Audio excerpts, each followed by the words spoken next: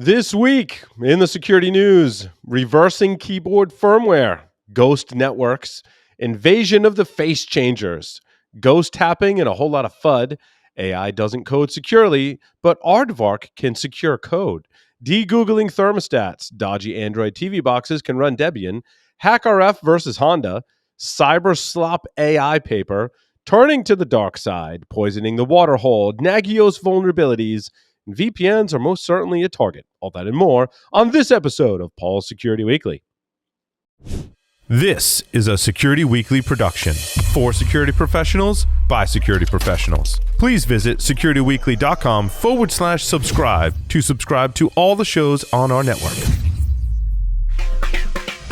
Broadcasting live from G-Unit Studios in Rhode Island, it's the show where exploits run wild, packets aren't the only things getting sniffed, and the cocktails flow steady. It's Paul's Security Weekly. Ransomware, supply chain attacks, 0 days. Cyber threats don't wait, and neither should your defenses. With ThreatLocker, you're not just reacting to threats, you're stopping them before they start. ThreatLocker's zero trust endpoint protection locks down your environment with pinpoint control over what's allowed to run and what's not. No guesswork, no blind spots, just proactive, built-for-now security that keeps your business moving. Want to see how a true default deny strategy works? Head over to securityweekly.com/ThreatLocker and take the first step towards shutting the door on threats before they even knock. Ever feel like your network infrastructure is stuck in the past? Meet Meter, the company reimagining what it means to get and stay online. Meter delivers full-stack networking, wired, wireless, and cellular, all in one seamless, scalable, and secure solution. From hardware design and firmware to software, deployment, and support, Meter streamlines every part of your network while giving you all the control and transparency you need. Whether you're managing a branch office, retail stores, or a massive data center, Meter gives you performance, reliability, and the visibility you need to stay in control. Thanks to Meter for sponsoring. Go to securityweekly.com/meter to book a demo now. That's securityweekly.com/meter, METER. Coming to you live from the Hacker Syndicate Studios, this is Paul's Security Weekly. It's episode number 899, being recorded on Wednesday, November 5th, 2025. I'm, of course, Paul Asadorian, joined by Mr. Jeff Mann. Jeff, welcome. Hey, Paul, glad to be here. All these ghost stories tonight. I feel like this is our Halloween episode. A little bit I know. late, Well, it's like we didn't read the Halloween stuff until after, because Halloween was on a Friday, so I think a lot of the stuff happened after we recorded. So it's within our time frame. So that's it. Mr. Lee Neely is here with us. Lee, welcome. Hey, it's good to be here. It's Wednesday afternoon, and boy, it's been a wonderful week so far. That's good. Happy to hear that. Mr. Sam Bound is here with us. Sam, welcome. Good evening. Glad to be here. Just a quick announcement before we get started. You can watch the show live. You can get the link to do that in our Discord channel by going to securityweekly.com/Discord. If you're not already there, we broadcast live every Wednesday evening at 6 p.m. Eastern Time. I think I want to kick off the show with a couple of stories that we all had, most of us had, and it's basically along the theme of turning to the dark side. There was someone who stole and sold exploits to Russia. And then I think the more popular one were the former cybersecurity employees that attempted to extort 5 U.S. companies and ransomware them. I think that's a good place to start because we all had that story. I think we all got it from different sources too, which is interesting. Cool. So 3 men in Florida were charged for using the Black Cat ransomware to hack and extort 5 U.S. companies in 2023. Turning to the dark charged, side. Or was one because I know they've only named 2 of the 3. It's interesting. Suspects. They named 2, but not the third person. And I didn't get from the story exactly why, or at least I didn't pay attention to the why. Well, I actually posted 2 versions of this story because, again, different sources had a little bit different information. I think one of the articles said that the third person they actually identified, but they opted not to charge them for some reason. Interesting. So, but since they're not charged, they're not named, at least in the articles. But yeah, this reminded me of what all the antivirus companies were always accused of back in the day. Well, they're just putting out viruses so that we'll buy their product. It's kind of sort of what was going on here. It looks like Pretty only much. malware. And particularly ransomware. So Ryan was a former incident response manager at the cybersecurity firm Signia. Kevin was a ransomware threat negotiator for the cybersecurity firm Digital Mint at the time. They've both obviously been let go from their jobs and have been indicted by the U.S. Department of Justice. Probably, I would guess, on a number of different charges. And they were ransomwaring. So hitting a medical company in Florida by locking his servers and demanding $10 million. They made off with $1.2 million. It was claimed that one of them, Ryan, had some debt, and that's how he planned to get out of debt, was to use his skills in the ransomware game to extort money from companies to pay off his debt. And doesn't say how they were caught. Did any of the articles talk about how they were caught? I did not see that. I did not. Well, of course, see the that. follow the money is one most popular way. And when it's cryptocurrency, you can still follow the cryptocurrency.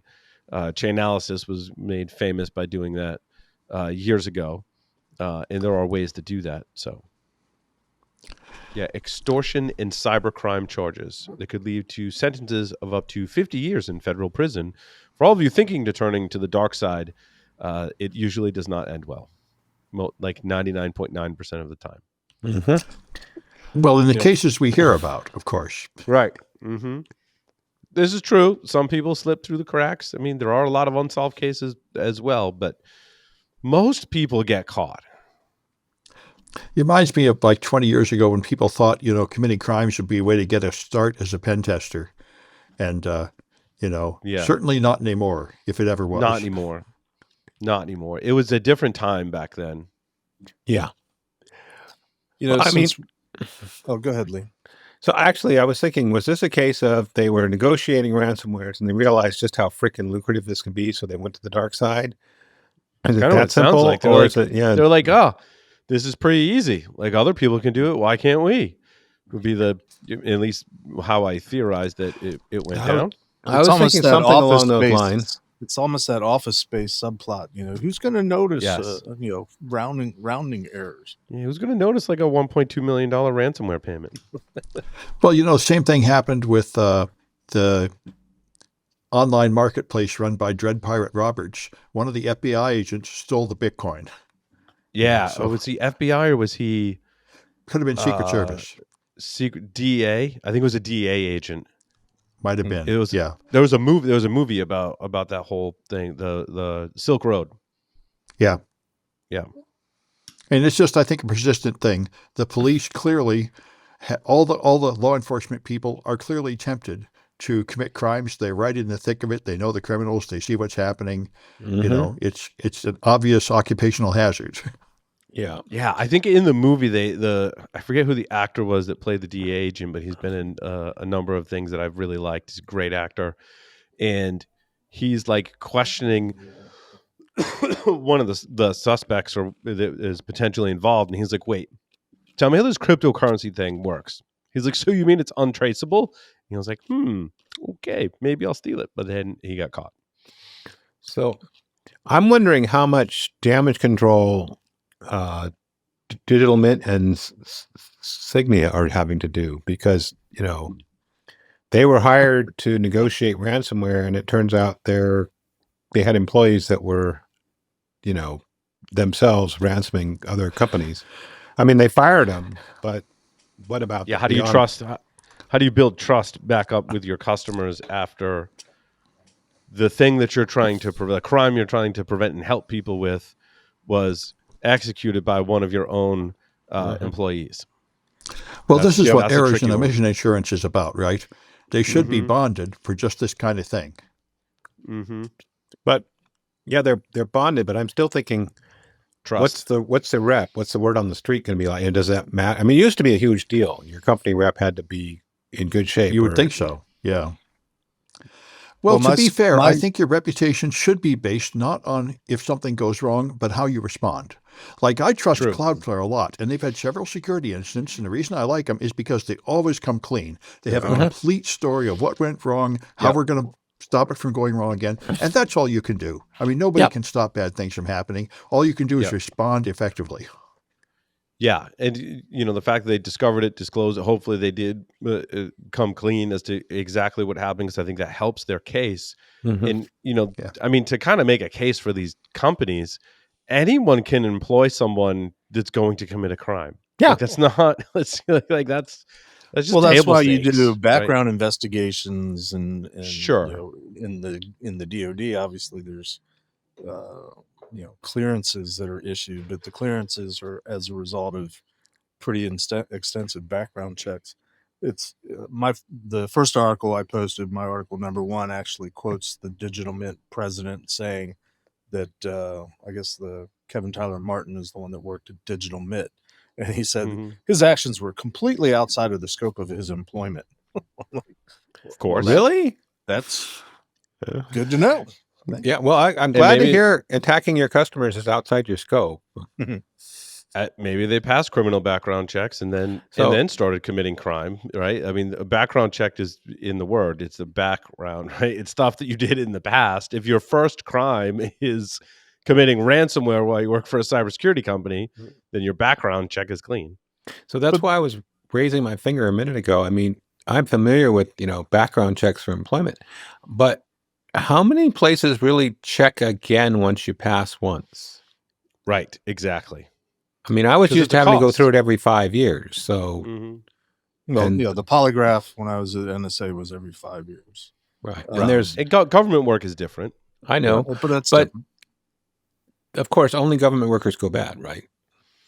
No, Well, certainly it's 'cause not. it's I mean, federal. Snowden's the classic example of, he had a Mhm. clean record, and right. Right. I'm just wondering, how are people prepared to detect somebody, doing anomalous behavior or whatever, or do they even think about it? Well, They I must mean, think about it. It's an insider threat, right? Yeah. Well, the Snowden incident certainly highlighted insider threats with Mhm. respects to government contractors, and I think changed a lot of processes from what I understood. well, but I mean, this theme of articles, kind of near and dear to my heart, because I am in an advisory consulting role in my day Mhm. job. We call it a trusted advisor, and this reflects poorly on the whole industry. But anybody that's in a consulting advisory role, part of the success of your relationship with your clients is building trust. Mhm. And that's not Correct. always done with background checks. There's other things No. involved. Agreed. But since you introduced as a topic, we mostly are talking about this one incident with these ransomware things. But my story number 7 actually sort of fits the bucket, where apparently just yesterday, last day or two, an international sting operation, operation, what is it? I already forgot what it was called.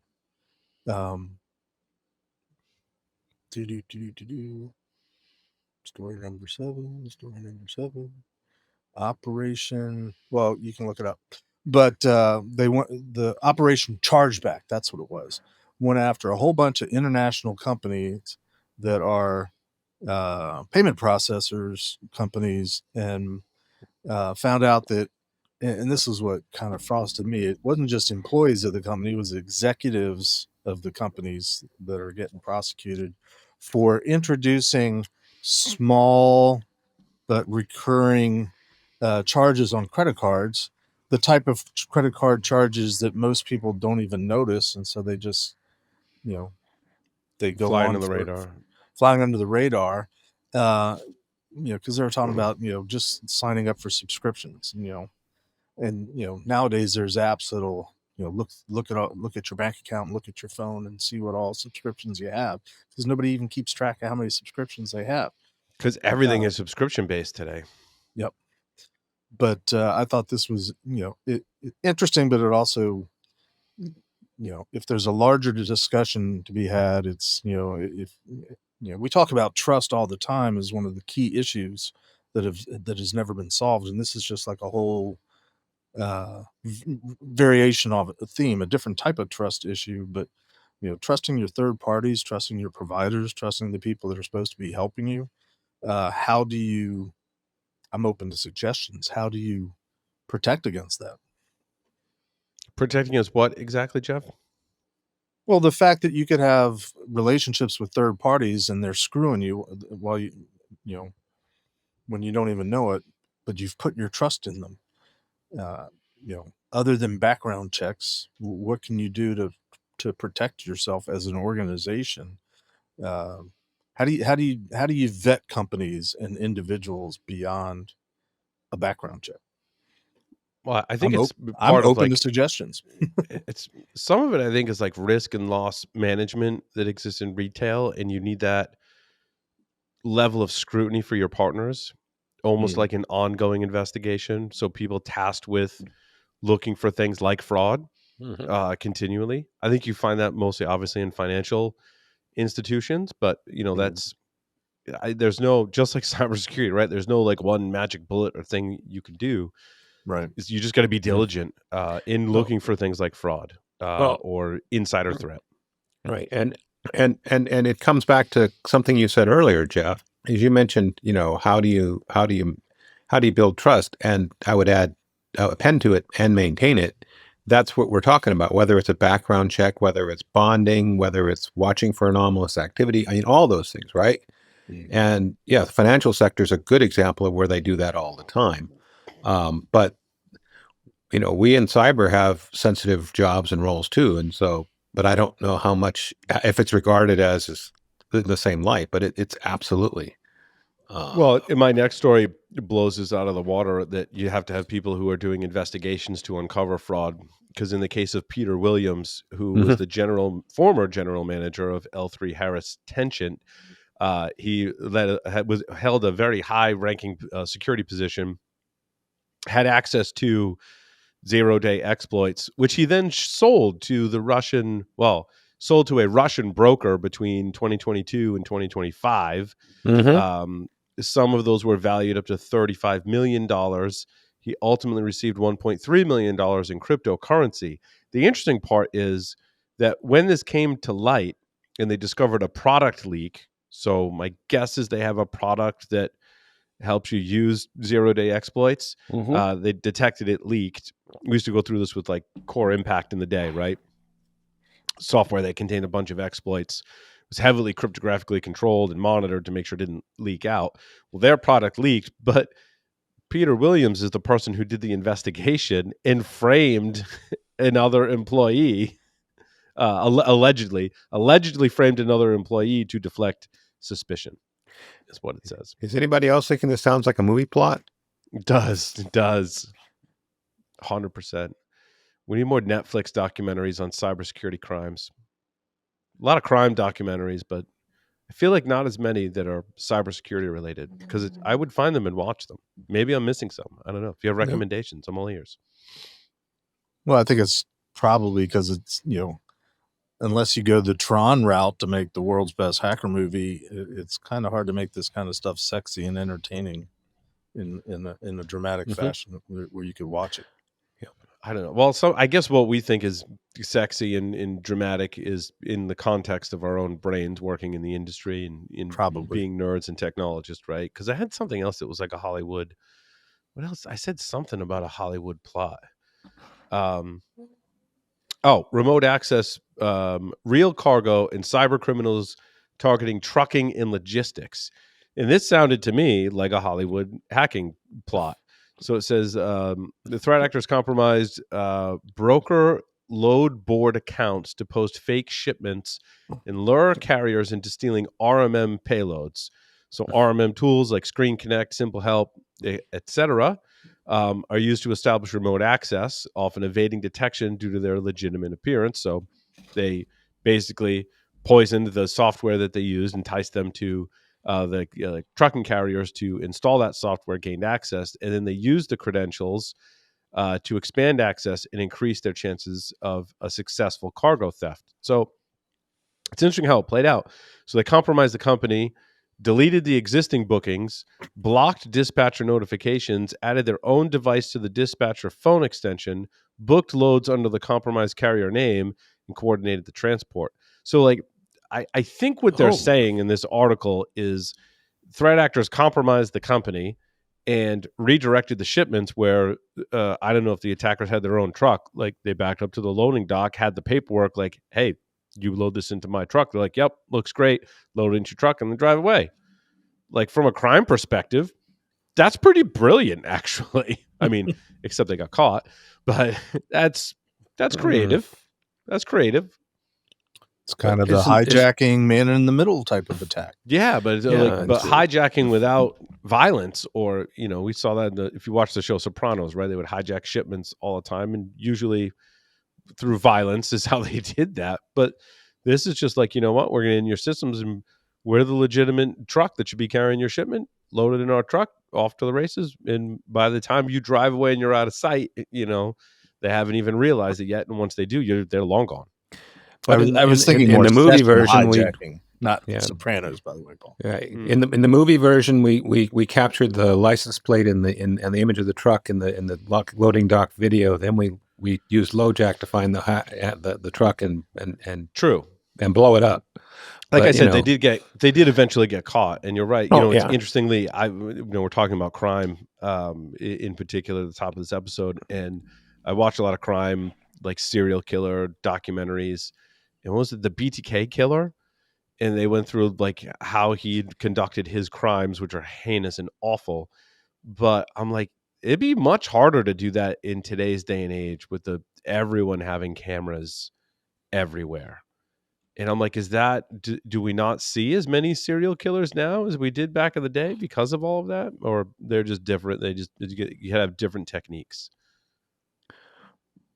Which is like an awful thing to think about, but when I'm watching an awful documentary, I'm like, this is just, it puts you in that mindset, right, of just awfulness. On perhaps a lighter note, somebody was asking in I think our Signal channel, that they had heard some cybersecurity angle to the Louvre theft. Had anybody heard anything about that? Is that the artwork heist that happened in France? Jewels? Jewelry. Was it jewelry? Yeah. I saw an article that claimed that their cybersecurity was in fact terrible and they hadn't put on patches and stuff, but I'm not sure it actually contributed to the recent theft. Oh yeah, I saw somebody post that the password for their video surveillance system was Louvre. But that's an interesting. So I know people who have done research. I don't know if it's all public or not, but doing the Hollywood hack with the camera, like we've seen in Hollywood where they replay the feed, and we've seen that in real life too, like replay the feed so that crime is being committed, but on the security camera footage, it's not showing the crime because the footage has been swapped out. And I've seen recent demos of people doing that with widely distributed camera systems. With vulnerabilities that were uncovered. So that stuff does happen, not just in the movies. Yeah, I'm wondering how much we'll hear because of the Louvre, because they got sneakers. Yeah, I don't think they did it. They did some similar kind of stuff. They definitely blended technology, like when technology. They're breaking into his office. Yeah. The cameras in the hallway. I'd have to go back and watch the movie again, which I just saw it's streaming somewhere. I just saw it pop up. Well, usually there's like a hacker on the team that's disrupting the camera feeds in most. Like what was it? The movie Speed. They did it. Wasn't it one of the Ocean's 11 type movies? They did it. Sure. I mean, it's a fairly common theme subplot, right? And not out of the realm of reality. Like I said, I've personally seen these attacks happen on widely available camera systems.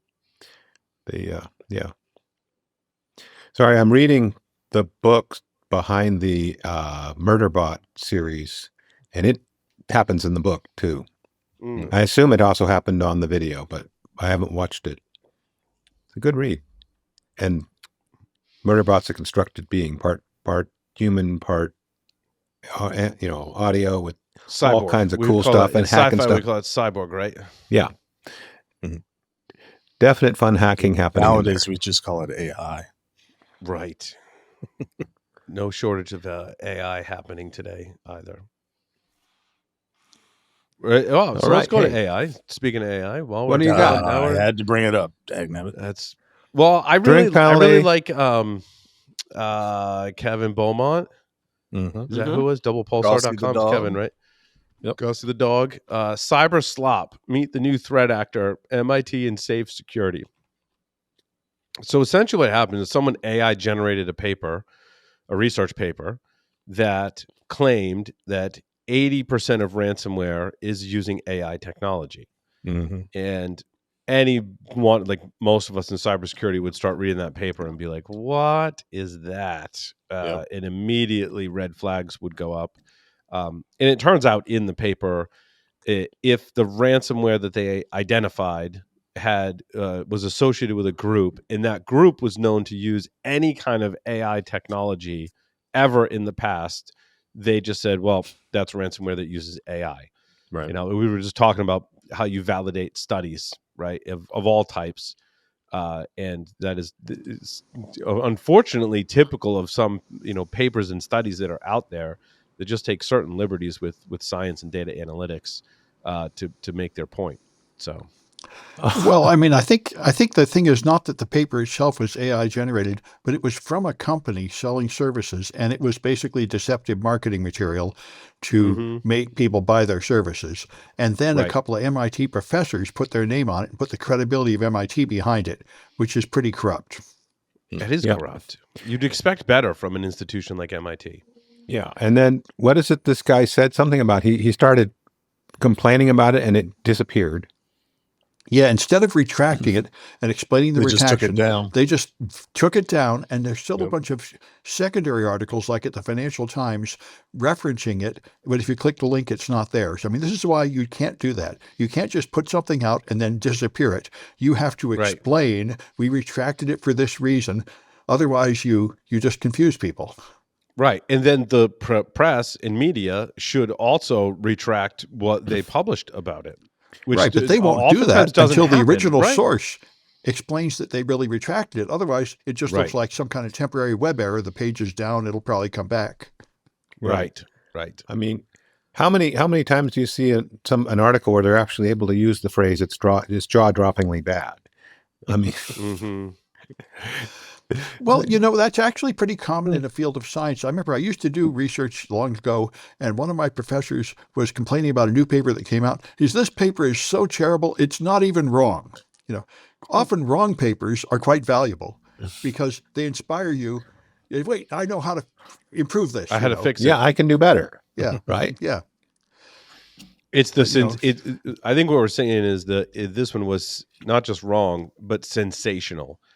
Right. And the sensational is what attracts the media and the press to then pick it up and get eyeballs on it to accomplish a goal. And so not only do we need to fact check papers that are coming out, we need to scrutinize them for sensationalism as well and look into the motives behind publishing the paper. And it sounds like, I don't know how they convinced the MIT professors to put their name on it. Maybe the MIT people were investing in the company or something like that. Yeah, something like that. Because I'm not saying that's true.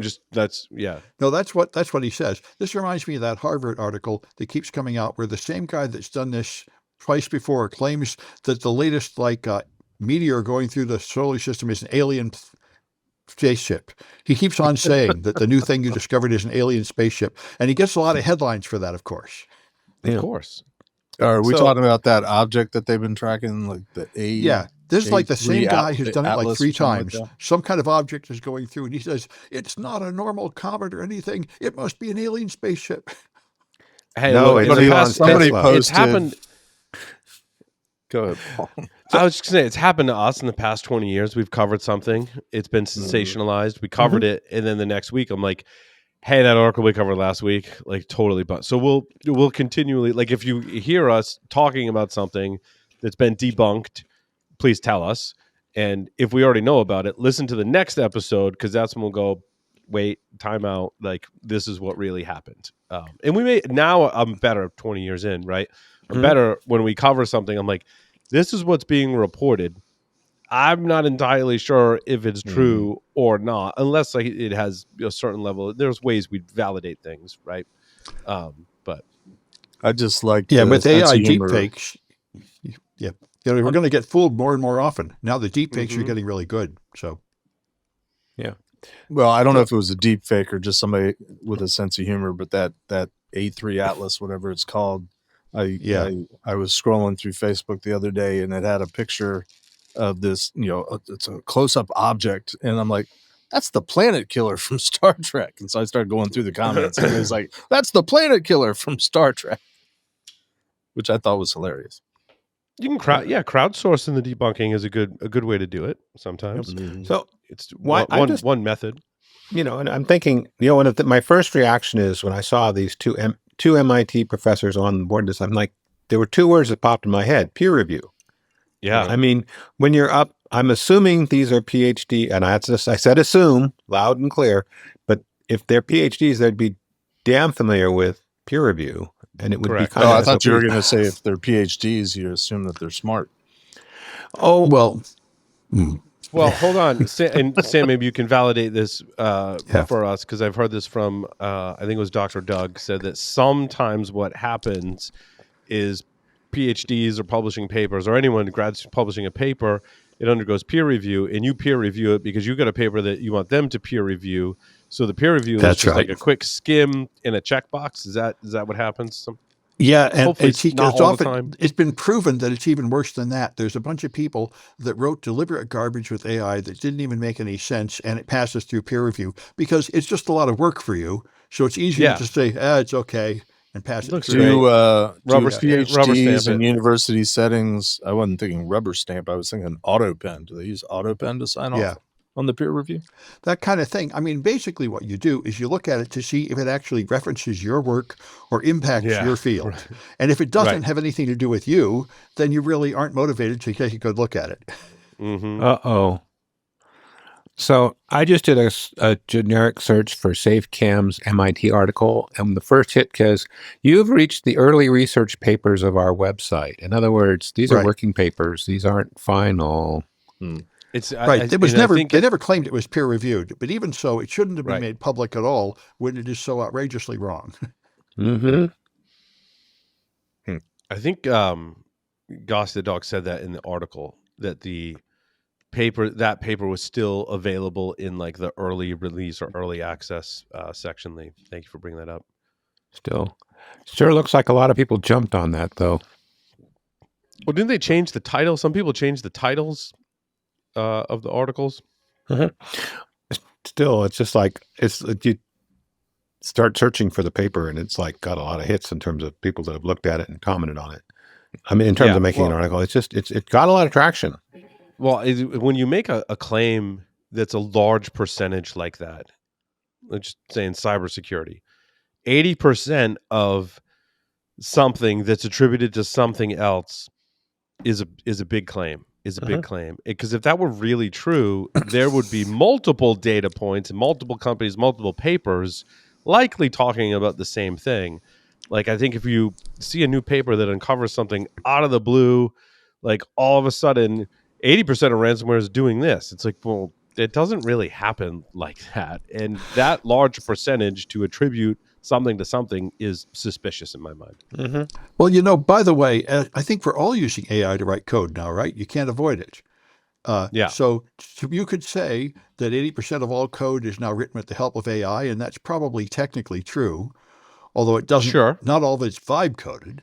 But when I just use a normal, coding platform, it makes suggestions from the AI. Right. But I have multiple data points that would help to support that claim, so I wouldn't find that very outrageous. I know even a year or two ago, Amazon was talking about how they use an AI model to help their developers, and it saved them a bunch of time. So there's multiple data point studies that point back that would claim. Even my own experience in developing code, working with developers, or at my company, we're all using some kind of AI, like I don't see where you get in trouble, but they're like, did you use AI and how did you use it to help you write this code or do this project? Right. That's Yeah, I the think a question couple that months I start ago, getting. Microsoft said you have to use AI or we'll fire you to their developers. Yeah.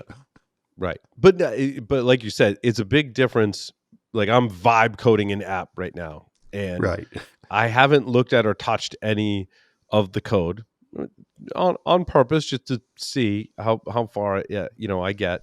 And then I'm going to go in and I am going to review the code. But it's producing a great app.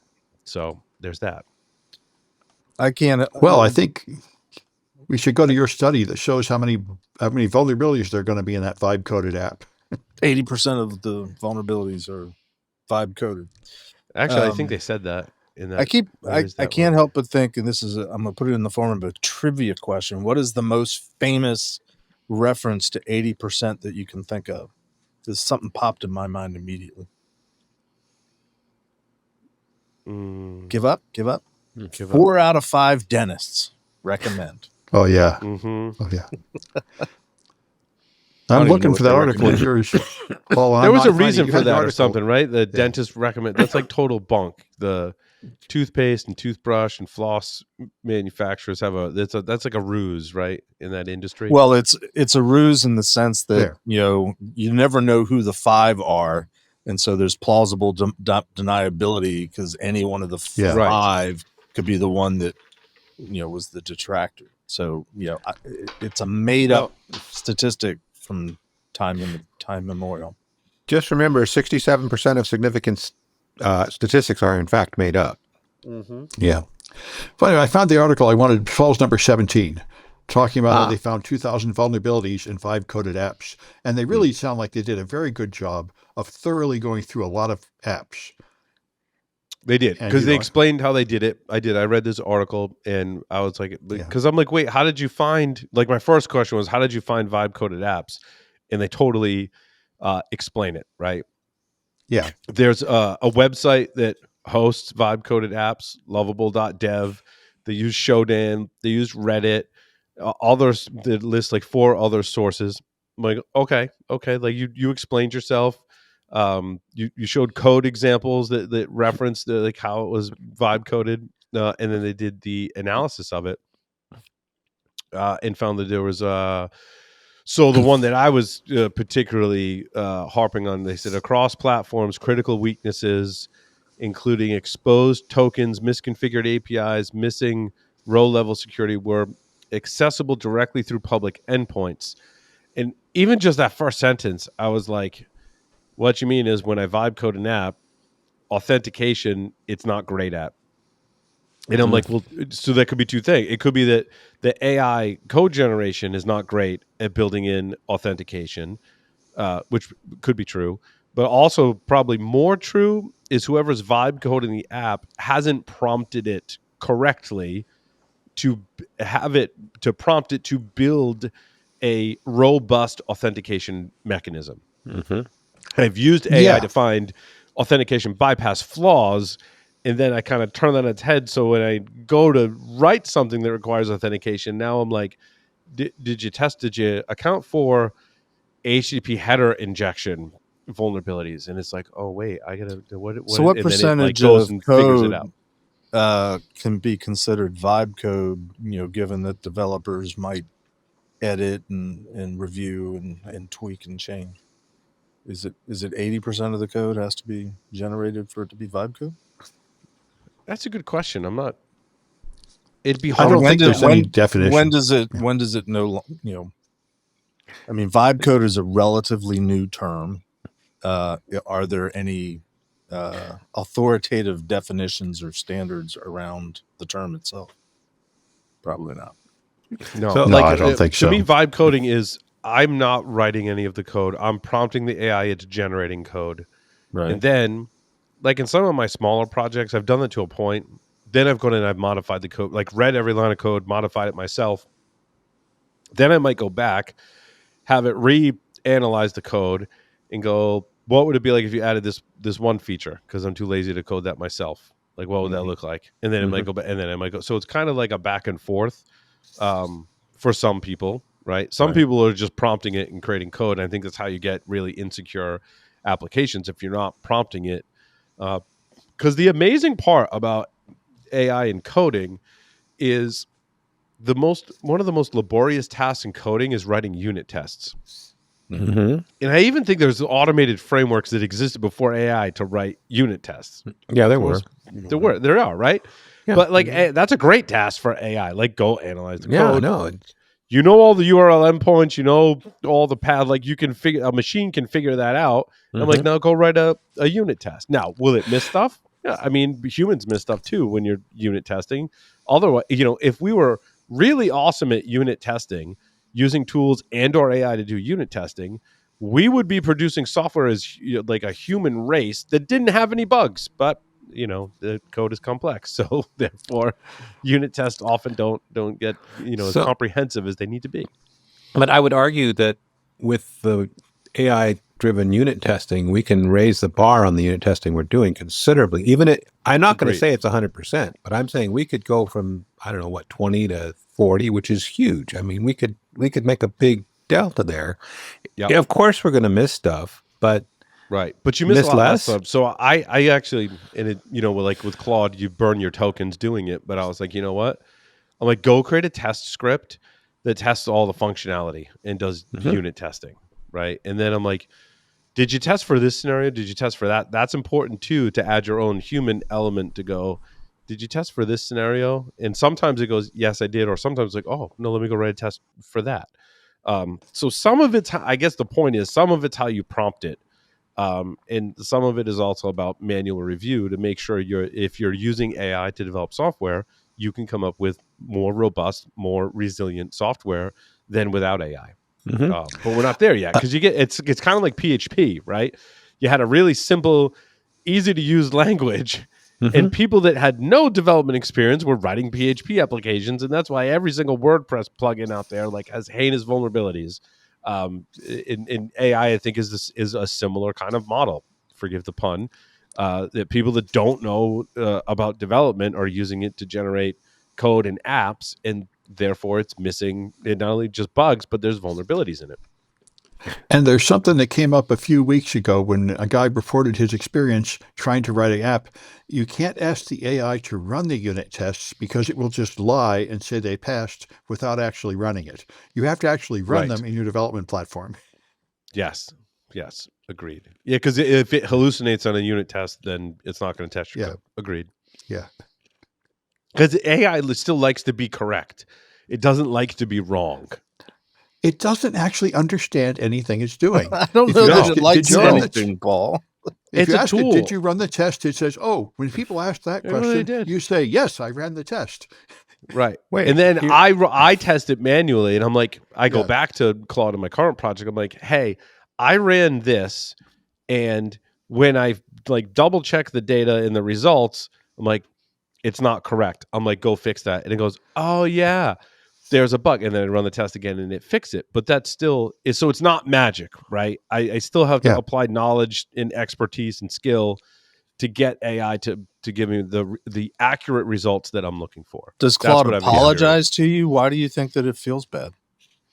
I think it should feel, you know what I actually thought, Jeff, it's funny you asked that question. I'm like, if I'm asking you to fix a mistake in the code that Claude created, it shouldn't burn my tokens creating that, right? I feel like it should give you a discount, at least a 50% discount on the tokens it's using to correct its own code. Yeah, but once it'll again, blame it you doesn't on understand- the prompts or doing something But the wrong. thing is, it doesn't understand the situation or what you're saying or what it's saying. If you understand It's a how they machine. work, Yeah. it's not a thinking machine though. It's just a pattern matching machine with no comprehension of what any of the words mean. Well, that's the other 80% I've heard about all these AI engines and whatnot, is that they're 80% accurate. And I'm like, no, they're 100% accurate based on input. The questions you ask and prompts. right? But they will also get. But I was thinking about, they're getting better because so many people have been asking it questions and correcting it, and it's learning and becoming more accurate. I believe. I mean, maybe not by leaps and bounds, but slowly over time, I think the models are getting more accurate. Possibly. One thing, I just heard yet another podcast from a guy that thinks it's going to end the world. We're all going to die from AI within like 20 years as it turns into a super machine and kills us all. And I wish people would shut up about this garbage. None of that is going to happen. AI is going to take everyone's jobs in 3 years. Yeah. I heard someone say that AI is going to take everyone's jobs Yeah. in technology in 3 years. I'm like, no, dude, it's not happening. You have right to now. actually use it to find out how weak it is. It's really just a little bit more than search engines. And that's why we shouldn't be surprised at the bad code. It's exactly what would happen if you just Googled Stack Exchange and copied code and pasted it Right. together. That's all it's doing. This is a somewhat Right. flippant question, but somewhat serious too. But do the AI engines go through secure code training, or do they? Is that part of the input? No, but they could. They could write an Yes. AI specifically to write secure code and train it only on good secure code, and that would probably be awesome. did. And I don't think anybody has done that yet. No, they did that. Well, so OpenAI's Aardvark is my story number 16, and it's not just that. Well, that is not a coder. That's a Fixer. It's a fixer. Which is actually it's an great. analyzer. It's an analyzer and a fixer. So Aardvark is and they talked about this they had like a sub conference to RSA that they talked about in the Three Buddy Problem podcast. Dave Itel, I think, was involved with this project as well, or at least the conference. I'm not sure how much involvement he has with Aardvark. We should ask him. Dave's a great guy and doing great work at OpenAI. But Aardvark is set out to analyze open source code, detect vulnerabilities, and then make recommendations or propose patches in the GitHub workflow to fix those vulnerabilities. I think there's a human involved in the process, but OpenAI is dedicating massive amounts of resources. Just think about all the open source code that's out there. We want to analyze it for vulnerabilities. We want to then fix those vulnerabilities. And they have a model to do that. They call it Aardvark. So it analyzes entire code repositories, producing a threat model tailored for the project's objectives and design.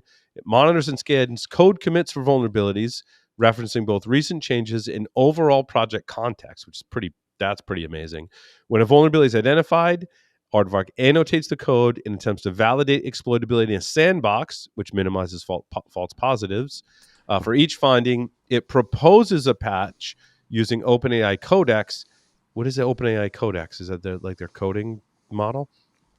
And it integrates into developer workflows, supporting efficient human review and one-click patching. Yeah, I'm on I board think with this that. is probably. I think this is probably what Jen Easterly was referring to when she said I agree. this would end the cybersecurity industry if this stuff really starts working. Okay, you brought her up. I listened to a talk that she gave, I think back in June, I think it was just yesterday, where she was basically proposing, and I guess it's a variation or extension of her statement, that she was saying there is a future where, and what she was calling for in this particular, she was in a conference in Finland. I didn't know why she was bringing up Finland in her talk, but then it turns out she was in Finland. But she was talking about how there's the possibility, or what needs to happen is code needs to be secure. And if it's secure at the outset, secure by design, a lot of this cybersecurity stuff goes away, which I don't necessarily disagree with. It came across as finger pointing, and she was basically appealing to developers to just do the right thing, and companies that produce applications and products that have code in it to just do the right thing. And I'm like, well, I'm not sure that that's just going to happen with an emotional appeal. Well, that's the problem. There's always going to be people at the bottom of the food chain that just create the lowest quality product, and that's always going to be sold at a low price and everywhere. Agreed. So even if you have 100%. something like this that could really clean your code, a bunch of people are not going to pay for it and use it. Yeah, exactly. They're going to be, because again, this goes to a human to review in one-click patch. But even that has issues, because it works without the patch. Why am I patching it? Right. And if I patch it, that means I made a change, which needs to be regression tested. And if you're producing low quality code for a low cost, you're like, I'm not doing any regression. I'm not running through multiple QA cycles. Cost money, even if it's automated.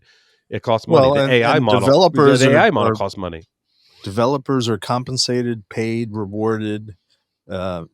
Employment is retained by producing code that works and does whatever it is that they've been tasked to do. I don't see an emotional appeal saying we'll do better and write secure code, because that's just not in the job description. It can be in the culture. I mean, Microsoft is famous for making that Culture is different change. from a job description. No, I agree. And I don't agree. At the end of the disagree day, if you work for Microsoft or whoever, your job is to write code that works. Yeah. Not secure code that works. It's a bonus if it's secure. But like, Yeah. you know, take the OWASP top 10. I don't know what the current top 10 is, but let's take a common one that we always end up talking about, that's been around for, it seems like forever, since the beginning: SQL injection. Has anybody asked any AI engine, how do we solve the SQL injection problem? And could AI produce a course or a guide or a standard or a framework that developers could read and learn, and so they will never commit SQL injection errors anymore? That's actually a solvable problem. Yeah, perfect solution has been found, and the articles are out there.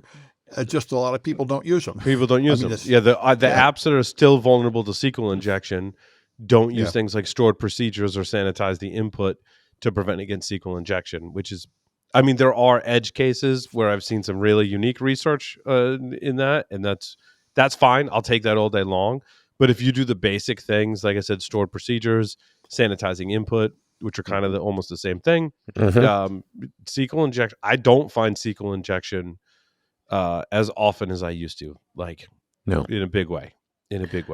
Well, more so it's in the DOM or in the interaction with the application where most web application bugs are living today. It's a lot of authentication bypass has gotten a lot better in modern web apps, make it easier to code something that is difficult to introduce an authentication bypass.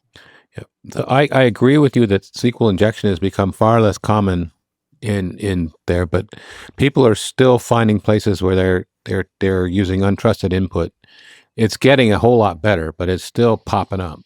It's still there. I agree. Yeah, it's still and there. I know Not it's as much hard. as it used to be. It's hard. It's hard to catch it all, and I know there's still somebody saying, damn it, nobody's going to change that field to that kind of a value, right? Right. I mean, I think I've said something like that. It's been a long time, but okay, let's move on. I get it. But the problem is that then somebody wants to add new features. Yeah. Oh, that one. Hold on. Jeff and Sam were talking at the same time. Sorry. Yeah. Sam. What did you say, Jeff? Well, I was saying, Jeff. Who would put in more than 10 digits for a field that calls for a phone number?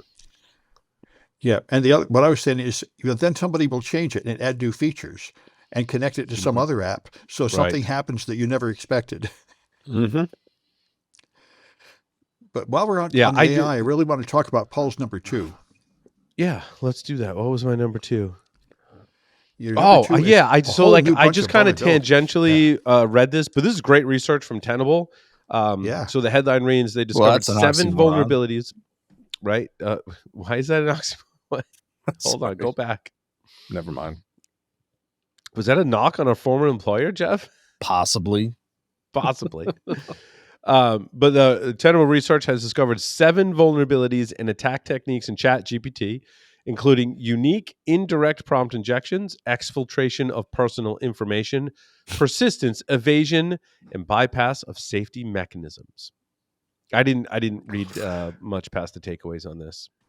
Oh, this is great. I mean, they're so sneaky.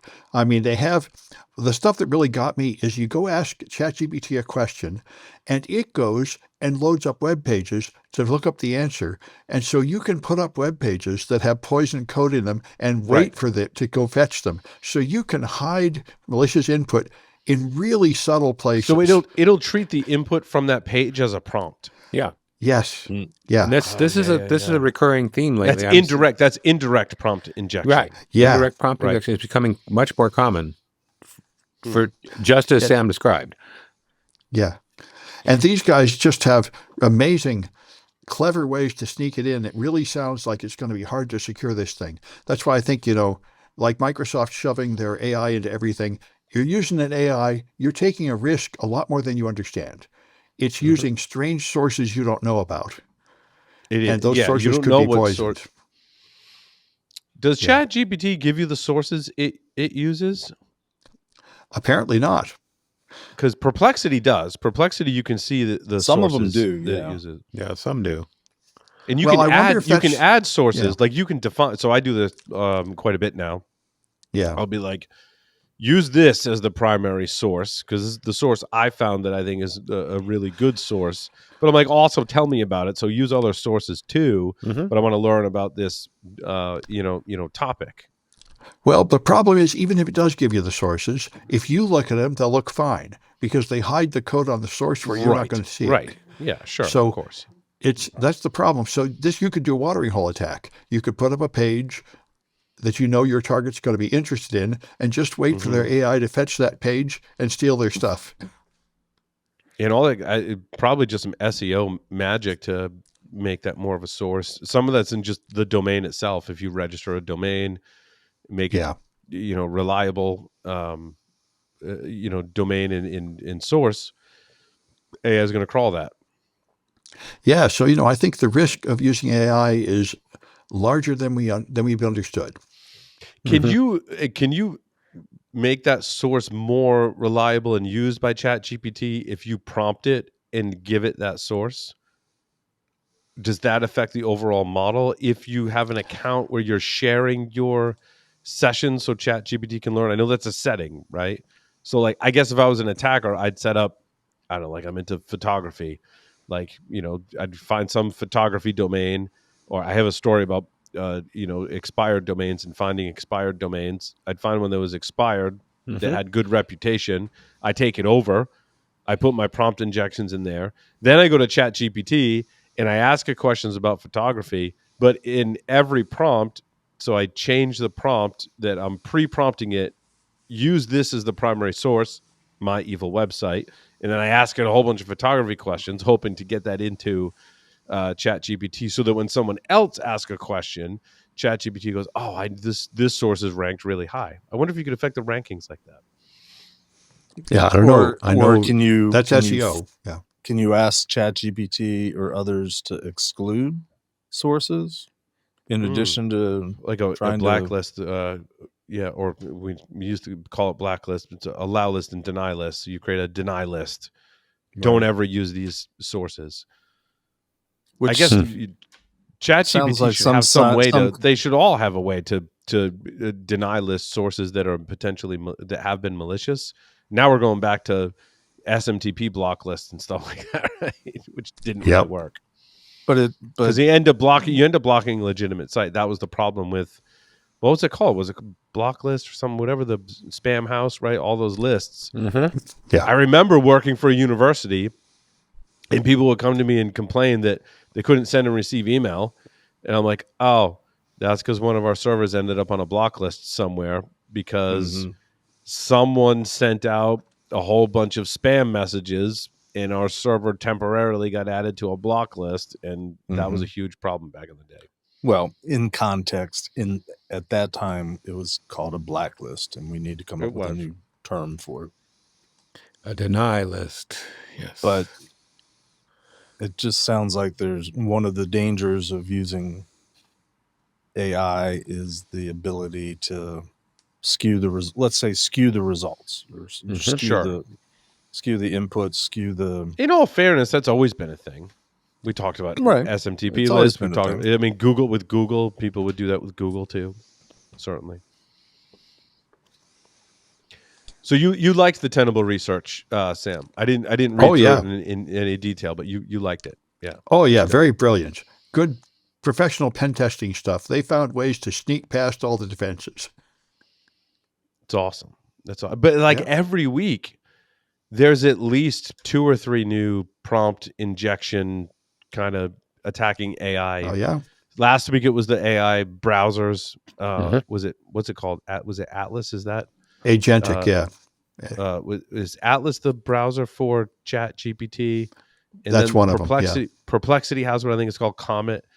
Right. And I think our recommendations still stand. I am not using a browser that comes from one of these AI companies for a whole host of reasons. For sure. Yeah, well, I'd like to say I'm not using it, but I'm using Google's AI, and that's probably just as bad as any of them. Mm-hmm. But is there a way Gemini's not to use getting better. Google's AI? Yeah, but I mean, that means I'm getting data that comes from God knows where, but I know not to trust it too much. It is wrong like 20% of the time. So Google has a Gemini code agent that you can install locally, similar haven't to done Anthropic's Claude Code, and it does not work anywhere near as well as Claude Code. Well, I spoke Cool. too soon. I'm using Google Colab, and it has an AI, which I suppose is Gemini built in. You use it whether you like it or not. Yeah. What is Google's Colab? It's an online Python environment. I use it because all my students can use it regardless of their system. It spins up a container and lets you code there, but it also has an AI offering to help you code. Right. Which must be Gemini, I suppose. It has to be Gemini, yeah. And the Gemini models for coding are not as good as Claude. Because I actually did a test. I did the same thing with Claude as Gemini's, Linux command line thing, Claude's Linux, command line thing. And I was like, it's not the same. And the only reason I did that is because I use up my Claude tokens because I'm too cheap. I pay $20 a month for a pro plan, and I think the next tier up is like $200 a month. But Google also has models that are very similar in the price range. But I'm like, so what if I get Claude and Gemini at $20 a month, right? Or 10? I think Gemini's a little cheaper, but they both can jump up to that $200 a month pricing tier.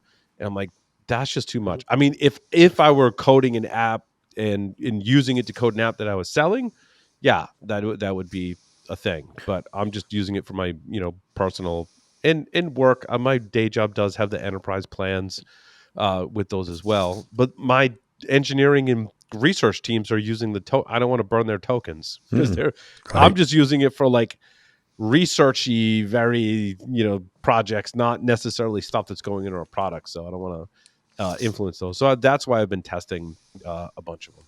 So Sam, have you, as an instructor, are you thinking about coming up with a way of grading your students on their ability to use AI and use it well or not use it well? No, I've not done any of that yet. I mean, I know other people are trying doing to. That? Okay. Well, I think teachers have to do that. Yeah. I think it's like almost like an ideology. I've always been behind this. Learn how to do it the manual way, sure, and then use tools to help you. Because once you've learned to do it without any assistance, then when you use the tools, you will be much more successful and have the ability to kind of put those guardrails into the either automation or now what we're using AI for. I feel like that might be a generational thing, Paul. That could be younger people that are coming up may not be disciplined in doing that. It's kind of may not like even have the opportunity to do that. It's frankly. Like our parents. I walked uphill both ways in the snow. That's right. I still kind of feel like you need to do that to appreciate. My dad was a physicist. He used the slide rule. I never learned how to use a slide rule. Right. See, I'd be a huge proponent of using a slide rule. But when I was a kid, but even in computer science, you code most computer science programs.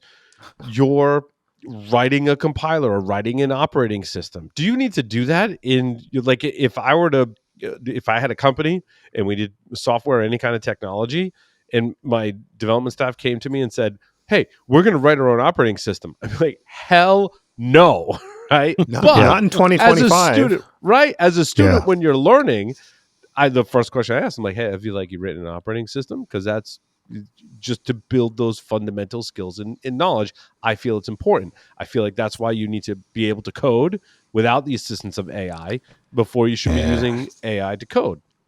Maybe I'm wrong. Maybe I'm old school. I don't know. Well, did you ever learn Latin? I did not. They used to have exactly took this 2 argument. years They of used to Latin. teach. There were people studying Latin when I was, And they went said that if through you school. don't learn Latin, your Yep. brain doesn't get developed properly. Yeah, it's almost like writing in cursive. So I think Yeah. there's some edge cases, maybe outside of technology. There are edge cases that don't support my ideology, right? Well- But if we stick to technology, I think that when you're learning, you should do things the hard way for knowledge, experience, and understanding before you use the automated methods. Mhm. Are your students required to write a program that says "Hello World" anymore? Well, I mean, I'm not hearing yes. Yeah, sure well, get you that a lot. start from one. But, you start but you with usually how, don't write them. Yeah. I mean, Hello World is so. I mean, I would almost. I think some of the beneficial things I learned early on were how to code a sorting algorithm without, assistance. Right? You got like a book, right? And you write a sorting algorithm. But I think I said this in the top of the show or before the show that the best way to learn is do it on your own, but talk to someone who's done it and has many years of experience and knowledge in that area, and then have them look over what you've done and talk to them about it. Right. Yeah. So learning is a did multi-stage reference process. talking to an expert, but I think the sub context of that is doing it on your own and then Yes. talking to an expert about, okay, what did I do right and wrong? I often think about how I was brought up in technology. And one of the things that was, and those of it listen to this podcast and other podcasts I've been, have heard me say this, that I was kind of brought up in technology in this environment where you were not just encouraged, but mandated to solve problems on your own for a finite amount of time. Right. And so, like in coding, it was like, or even any technology problem, research it. And again, this was before Google or AI or any of that stuff. Like, research it, try and figure it out on your own. Spend like 30 minutes, especially if what you're working on is for a customer or even important to the company in IT or whatever. 30 minutes, show you've struggled with, then come ask the question. And when you ask the question, present evidence that you've struggled with it for a certain amount of time. And if you have, then someone will help you. And the folks that I worked with when I was in college, just learning programming and technology, I could tell if you struggled with it for 30 minutes or not. It was immediately apparent to them, right? By the way you asked the question. And if you were just asking the question and get the answer, they would actually send you back, go struggle with that for 30 minutes, then come back. Because that's the way they were brought up, right? It was before. So this is like in the mid to late 90s. And folks that knew technology already in the mid to late 90s did not have the facilities we have to learn. They had to learn it on their own or get a mentor, right? And they were making sure you went through the same process. I guess I'm a believer in preserving that spirit and that ideology. And so, yes, while you could vibe code an entire application today, I'm still a huge fan of learn to write Python on your own without the help of an AI. Well, And do that. And then use an AI to help you. But you got to build that fundamental knowledge in anything you do. It also gives you some common horse sense. Pick your phrase. I mean, it's just like we learned to do math by hand before we started using calculators. So we had an idea what was going on. We can argue whether the method is good or not, but we still have a sense of what the math does. We learned. But I think there's a lot of trades like that. My wife started in X-ray and moved to sonography. When she was in X-ray school, they had to build like a mock X-ray machine. She's like, it was awful. But she's like, you know what? I learned how it worked. So when we shoot picture, like I understand better how it worked, and it made me a better professional in the long run. And I think we need to preserve that in all fields. Well, I remember a wonderful hardware class where I learned how to make logic circuits, AND gates, NOT gates, NOR. And then we progressed to making a 4-bit microprocessor and writing our own microcode. Why 4-bit? Because it was actually doable in the context of a class. I mean, can you imagine making an 8 or 32? It's a lot of work. Yep. And whether it worked or not, you learned a hell of a lot of what was behind that, and it was Right. really You could cool. but you could take this analogy, if you will, to any field, like woodworking. Learn how Yeah. to use the hand saws, then you use the the fancier tools and table saws and things like that. I don't know. I'm just a big believer in that kind of thing. Sam? Well, I want to say that the real test would be some kind of data. And in the same spirit, because then see if it actually matters. But and if I like to point to my story number 11, which is the latest test showing that cybersecurity awareness training appears to be completely worthless. Anti-phishing training does not lower the number of people that click on phishing links. So, that's the thing.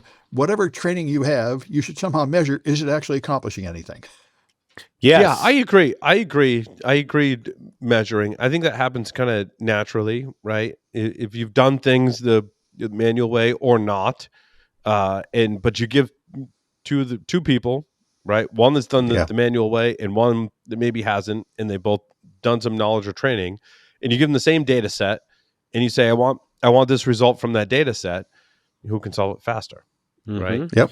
And that proves what kind of training they went through, whether it's effective or not. Now, I would venture to guess, in a programming scenario, that the person that's done it more the manual way, maybe built a compiler or not used any kind of automation or AI tools, might be able to solve the problem better. But who knows? Maybe not. But I'm a big believer in that learning the hard way. I don't know. Yeah, I would like to echo what Sam's saying in terms of security awareness training, because in the PCI world that I've been living in for the last 20 years, one of the requirements is annual security awareness training. So that's sort of a sub-industry has grown up, and we know who the big player is. Starts with no and ends with 4. But probably for the first 10 years that I was involved in PCI, so 2005-ish to 2015-ish, security awareness training was all about how to select a good password. And then somewhere transitioned to phishing attacks. And that's all they seem to talk about it. And it's always kind of chafed me that, there's a whole lot more to this than simply selecting a good password or knowing not to click on a link. And by the way, we're inundated with legitimate links that we're supposed to click on all the time. All the time. We go to conferences and don't click on the QR code, except for this one. This one is okay. But I have a great get example. you to our website. My wife asked me this question today, and I feel like I did a great job in terms of security awareness. As an end user, whose job you might be working, accounting, finance, marketing, wherever, right? You don't have to be a security expert to spot any kind of spam, phishing kind of fraud. You just need to know enough to ask a question. So my wife got the text message today. Hey, it's Apple, and we had this charge, and we need you to call us or whatever.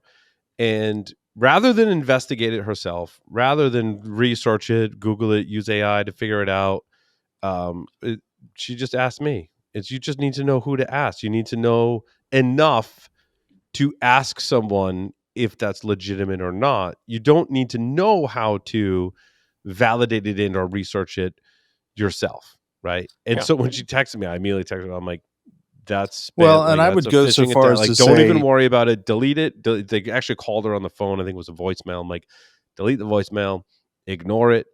It's just spam. And so if you can educate your users enough to be able to ask the question when appropriate, that's the level of training you need to be at.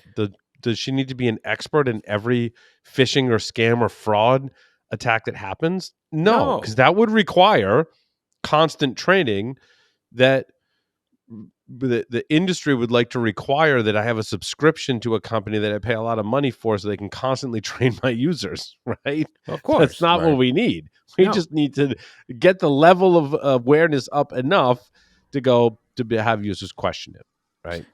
at GurkCon this year, and I've got my Gurkhan shirt on. Oh, today. I've got no, it's not Gurkhan. Sorry, it's Corn bourbon that I have. Gurkhan does you got not the have their Gurkhan own bourbon. bourbon. Good. Yeah. Wolfgang Gerlich gave a talk where he basically set out an appeal for companies to stop doing phishing tests against your employees because they're useless, and I kind of support that. All you have to do is like, it looks weird, I shouldn't do anything with it. But again, going back to security awareness training, there's a lot of things that could be taught that would be eye-opening to people, just to make them suspicious enough to not do anything, not act. Right.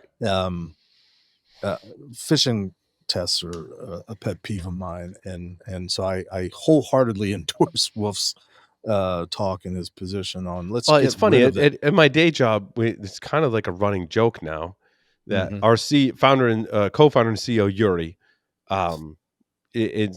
we get emails and text messages from like not Yuri, like pseudo Yuri all the time, and we all spot it right away because we're like, if Yuri wants something, like, first of all, there's only so many people the CEO is going to ask to like do something in the context of a financial transaction, for example, right? Probably not research or engineering or marketing. It's going to be like a financial transaction. Probably going to go to the finance team for that. Like, secondly, texting from a number we don't recognize to do a financial transaction, probably not going to happen. So it's kind of just like a running joke. And so the like security awareness training can be super simple in this case. So much so that it's a joke. And so I think common sense is largely what the cybersecurity awareness training is kind of getting after. And Well, it should be, but I don't think it is. Should be, but it's not. And there's more to cybersecurity than clicking on a link, even though that's a common attack vector or entry point. But I mean, my company that I work for happens to be a customer of that company that I hate. How do you really feel, Jeff? Well, have I ever disguised that, Paul? Yeah, mention words. It's fine. It's fine. I mean, they, the first couple of years they've been using them for years and years, and I'm actually trying to get them to like get rid of it. But they were, the employees across the company, and security is only a small portion of our company. We do a lot of other things. But the phishing tests were going out to the whole company, and people were failing miserably. But they finally instituted putting a banner on any email that was inbound that was coming from an external domain. Right. And that knocked down the scores of phishing attacks exponentially. I mean, it knocked out like 70 or 80% of the people. This is from an external source, even though it says it's from the CEO or from the head of marketing or somebody in finance and accounting. My position has been, why are phishing emails even getting to employees in the first place? There ought to be ways to if an attacker compromises an internal account, they could send phishing emails from that actual account. Yeah. And that has happened in the past, but less frequently occurring. But oftentimes when they do that, a human being can recognize that. I'd be like, there's no way Yuri wrote that email. Like, I know how Yuri, wrote it. But I guess generation ago, maybe you could use AI. Maybe you could use AI to make it sound like it came from that person. But even still, I think, to build on your point, Jeff, the checks and balances that you would have for things like a financial transaction should also catch that. In other words, you could have a hard, like I talked about this years ago, as a defensive mechanism that I think works great. If you have a process that you're like, I don't do a financial transaction without a certain level of checks. So if it's transferring money over a certain amount, then I call, I'm picking on poor Yuri, but like I call Yuri directly, but like, hey, do you really want me to do this? And that one check that coupled with the external flag that you mentioned, Jeff, catches 99.9% of every single business email compromise or phishing attack. Well, it's funny you mentioned that, Paul, because a couple months ago I got an email from somebody in our HR department saying, click on this link to go fill out some information, because we have to do a background investigation. Going back to our Sure. earlier conversation, because we need to do a background check on you for one of our clients that we're supporting. And I was like, this looks kind of sketchy. So I reached out to the person. Client? Yeah. And I said, you're asking me to click on a link and asking me to submit personal information. This kind of looks a little sketchy. And they're like, oh, well, the explanation for it is in the document once you click on it. It was like a DocuSign. Go and sign this permission slip. I'm like, that's kind of defeating the purpose. You're sort of going against everything we're trying to teach people in our organization not to do. And I pointed it out to our CISO, and he's like, they should know better. The particular person turned out to be the head of our marketing or our HR department, whatever we call it. We have some vanity name for it. And I'm like, don't require us to do the things that we're trying to train people not to do. That's a whole level of security awareness training that's not being addressed by any company with the 20-30 minute annual security awareness training. Well, I'd take it one step further, Jeff. I'd say when they go through that annual security awareness training at whatever interval they review it, they probably spend 80 of their effort correcting syntax and updating URLs as opposed to reviewing it for actual relevance of content to provide a more comprehensive set of training. If that made sense when I said it out loud. Kind of, sort of. But basically, because I remember I've seen it from the other side, working with our training manager, getting subject matter experts to review and update training materials. It's like pulling hen's teeth. It's really hard, and it's scarce to find it. Also, a lot of communications I find happens via like Teams or Slack or some other chat mechanism. Not to say that an attacker can't compromise and work their way in, because that's happened too.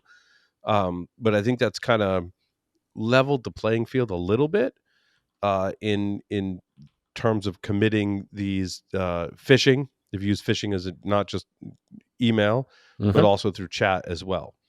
I don't want to give attackers ideas, but let's just elephant in the room. A lot of communications don't happen on email. It happens on whatever corporate communication server that you're using, right? Whether it be Slack, whether it be Teams, or usually it's Slack or Teams. There's others, but mostly it's Slack or Teams. And we have seen attacks that, attackers have gotten into the Slack and or Teams. Teams' security is pretty terrible in any case. To that point, stopgap measure. Sometime in the last year, I want to say it's within the last year, I got what appeared to be a phishing email. And of course, my first assumption is, okay, this is probably the phishing test, not a real phishing email. But I also got a text that was somewhat related in terms of what they were wanting me to do. And I'm like, okay, that's weird. So I contacted the person at the company that I know is sort of the administrator of the program. And I use that term loosely. And I said, are you set up to do email and text? He goes, no, we don't do that. I'm like, okay, then this is a real phishing attack against me that's coming at me two different angles. Multiple angles. How do I report that? You asked the question. I asked the question. Asked the question. Yep. But they're like, oh yeah, well that wasn't us. I'm like, okay, so who's going to investigate it? I don't know. I mean, there's that little button on Outlook that says report the phish that you're supposed to click on if you get the test phish. But I am not at all convinced that if it's a real phishing test and I click on that thing, that there's anybody, and I'm not picking on my company. I think this is probably most companies that are using this service probably don't have the facilities or the infrastructure or the process in place to actually investigate a legitimate real phishing attack that's coming in. I'm going to transition into some soapbox topics that I have. We've already been on a soapbox, but go ahead. We have. We'll I'm let going to you continue have a the soapbox theme. My soapbox Your starts with soapbox. my story number 14. Experts warn of ghost tapping scams that steal credit card data without swiping, particularly calling out the Flipper Zero to do this. Now, I remember roughly a year or two ago being with some of my soccer family friends, and Flipper Zero was somewhat new to me at the time. I think I had picked one up like post 2023 ShmooCon. And I was like, hey, this thing, I'm like, I feel like you've been guys. using Flipper Zeros for decades, but go on. I know, not that long. But I was like, hey, check this out. Like, this can read credit card information. And they're like, no way. I'm like, look, I'll show you on my credit card if you don't trust me with your credit card. So I put my credit card on the table. We're all sitting around the kitchen table drinking beers. Put my credit card down, and I'm like, watch. I put my Flipper down, and it reads the information from the NFC chip on the credit card. I'm like, wow, that's really cool. I'm like, but before you get really impressed, EMV chip, not the NFC chip. Is that what it's called? The EMV? Is it NFC technology that the EMV chip uses on the card? Yes. So, but I read that, and they're like all impressed. I'm like, all right, like, well, as much as I want to toot my own horn in this setting right now, I'm like, I can't really steal your credit card, right? Like, I can get maybe your name and the credit card number, like, but the other information is protected. And I'm like, so it's kind of just like a party trick, is what I showed them 2 years ago. It's a party trick.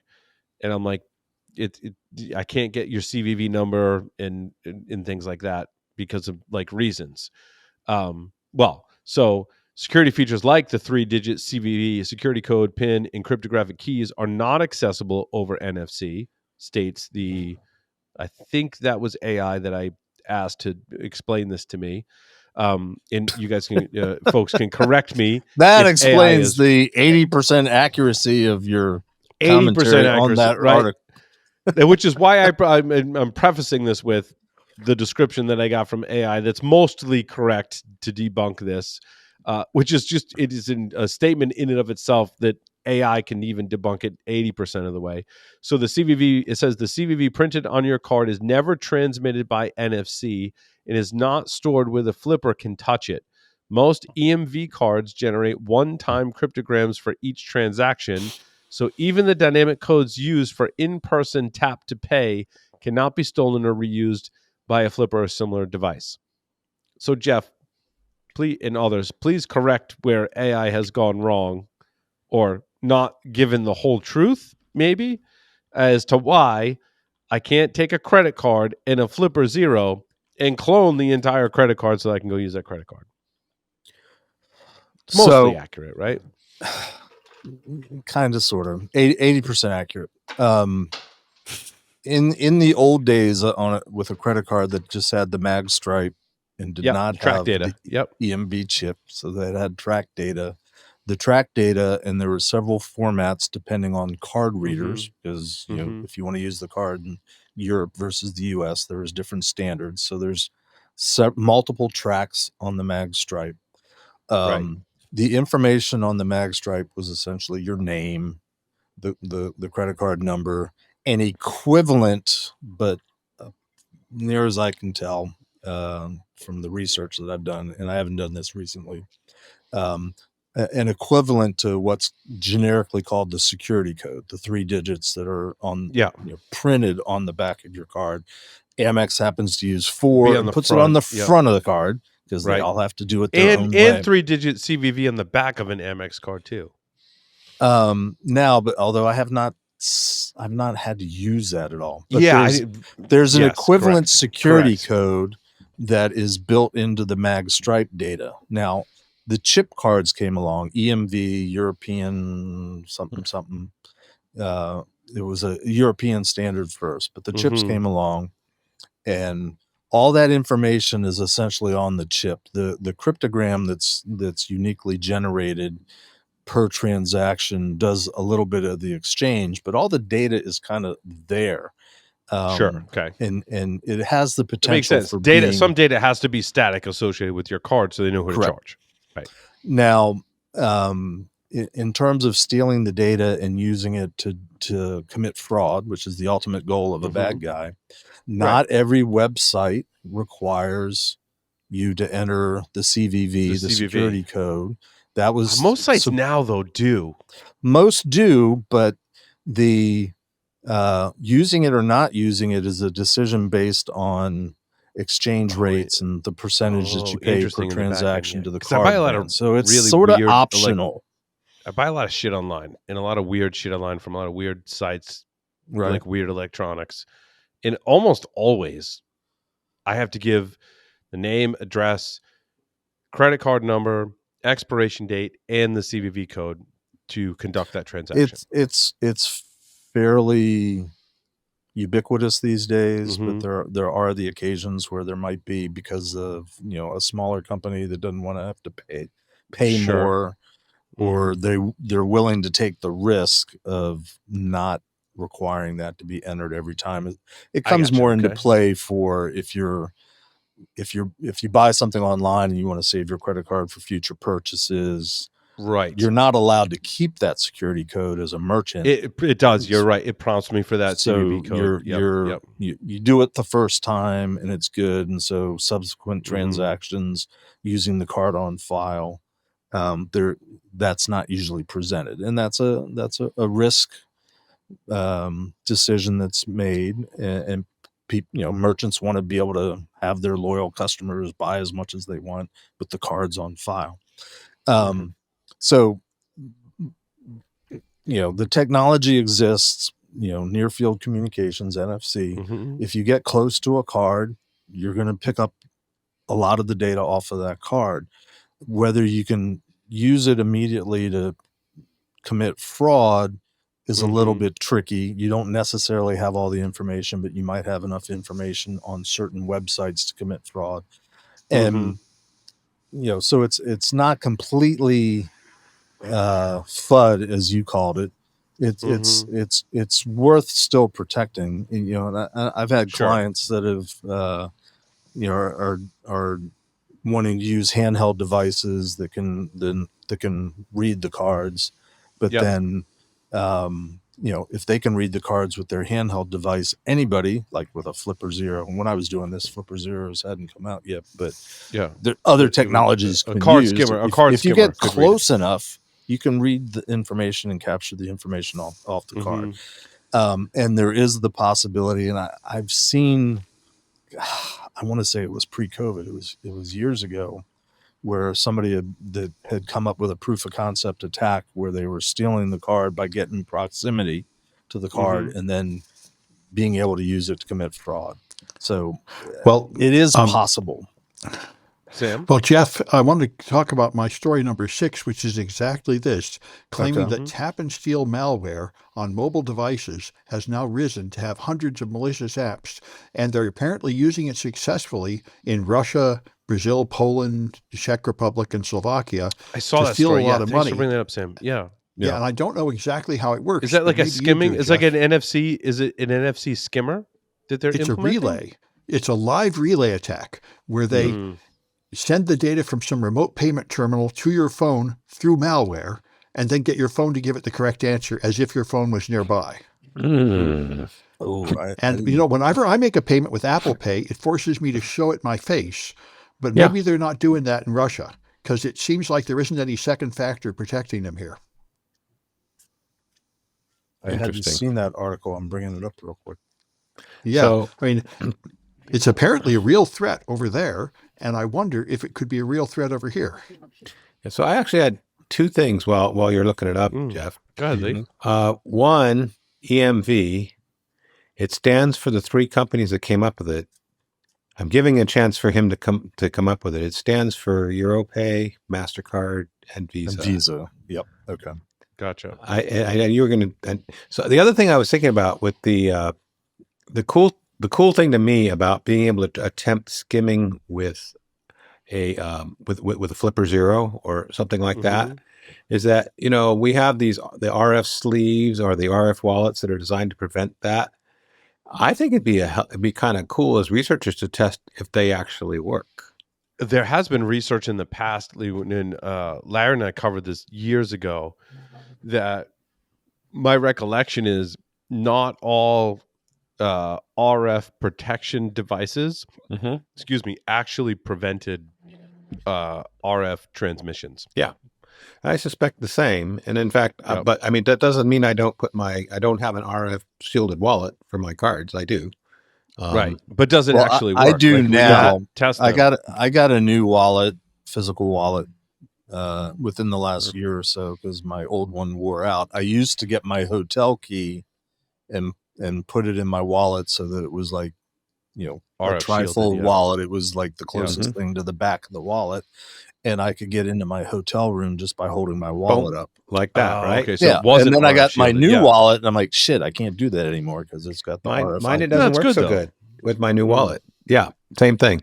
And but I still like the idea of playing around with Flipper Zero to see. So it works to some degree, but it's probably not foolproof. But I know I have to pull my hotel key out. So what you're saying, Jeff, basically with summary, this is mostly FUD.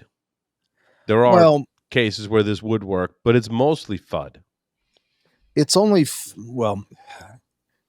it's FUD in the sense that most bad guys are not going to go to the lengths that they need to go to be able to actually exploit it because there's more profitable ways of doing it other ways. Agreed. So they're Also, like when you're a restaurant, like you give the server your card and they could do whatever Right. with it, right?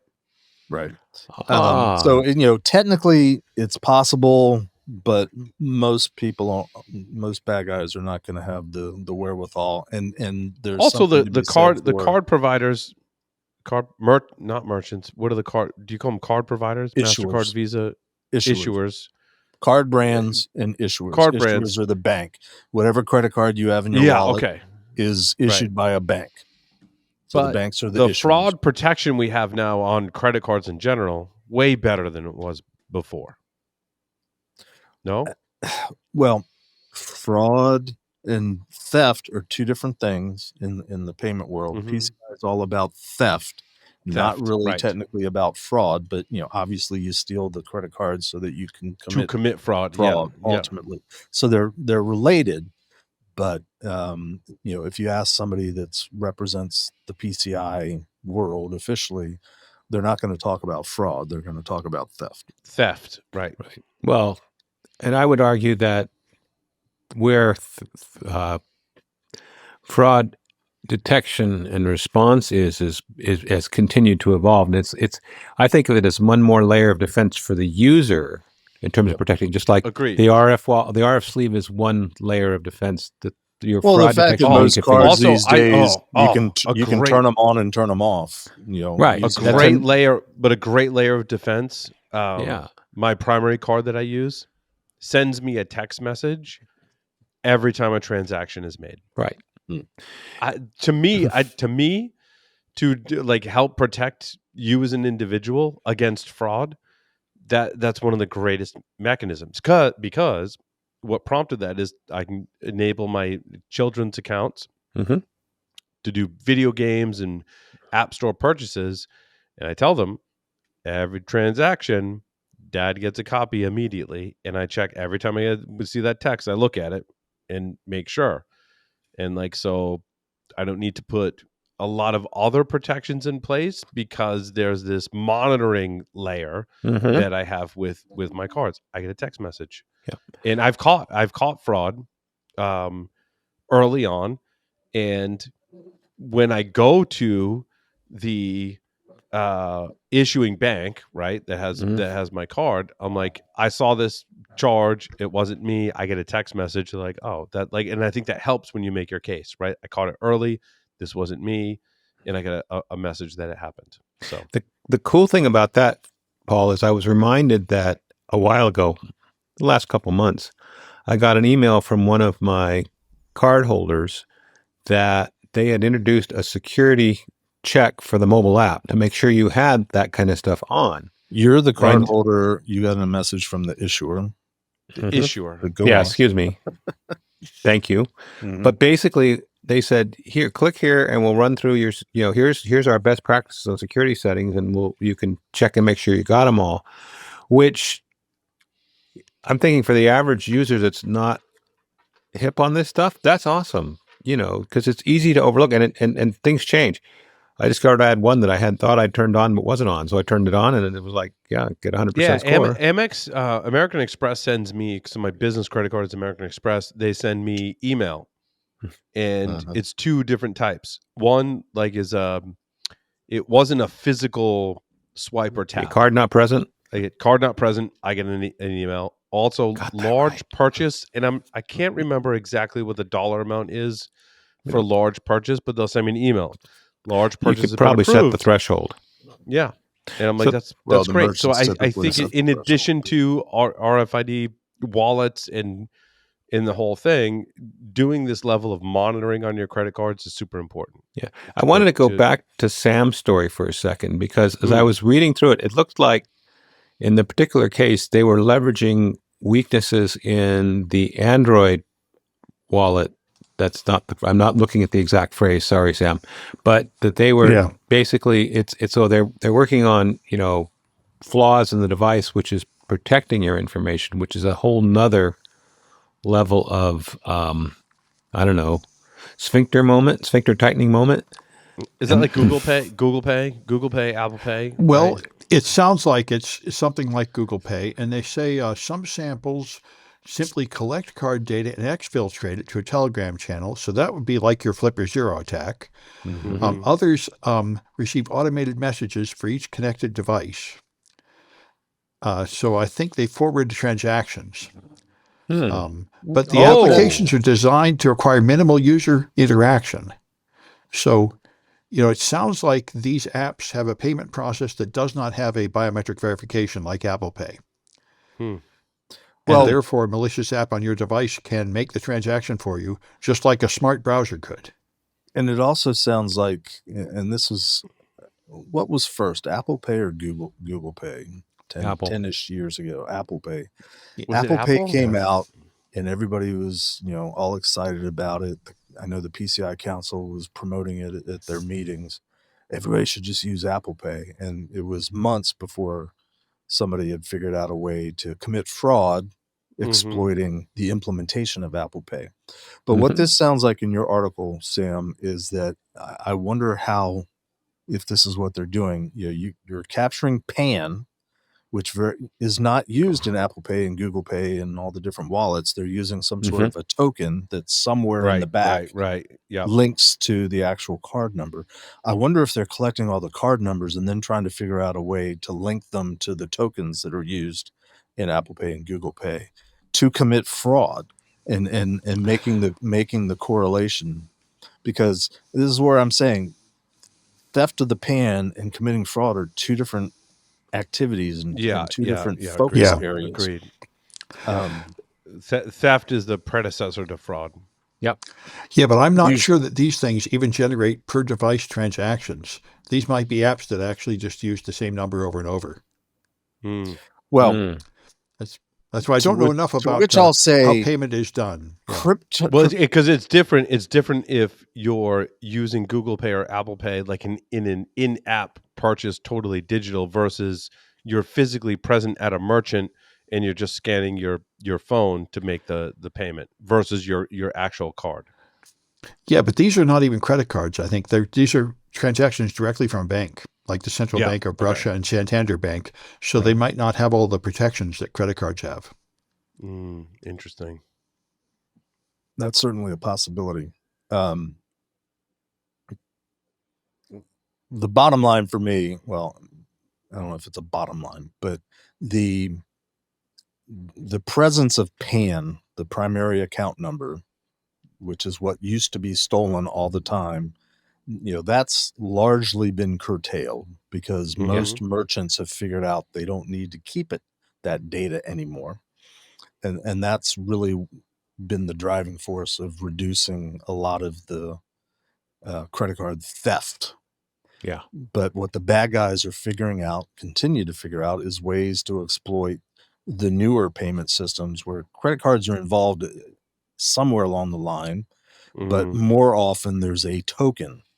And I've been arguing with the PCI industry for, I don't know, 15 years, since the whole idea of tokenization came about, that the way the PCI rules are written is everything revolves around the presence of the primary account number. And somebody came up with if we use a token instead of a primary account number, it's not a primary account number.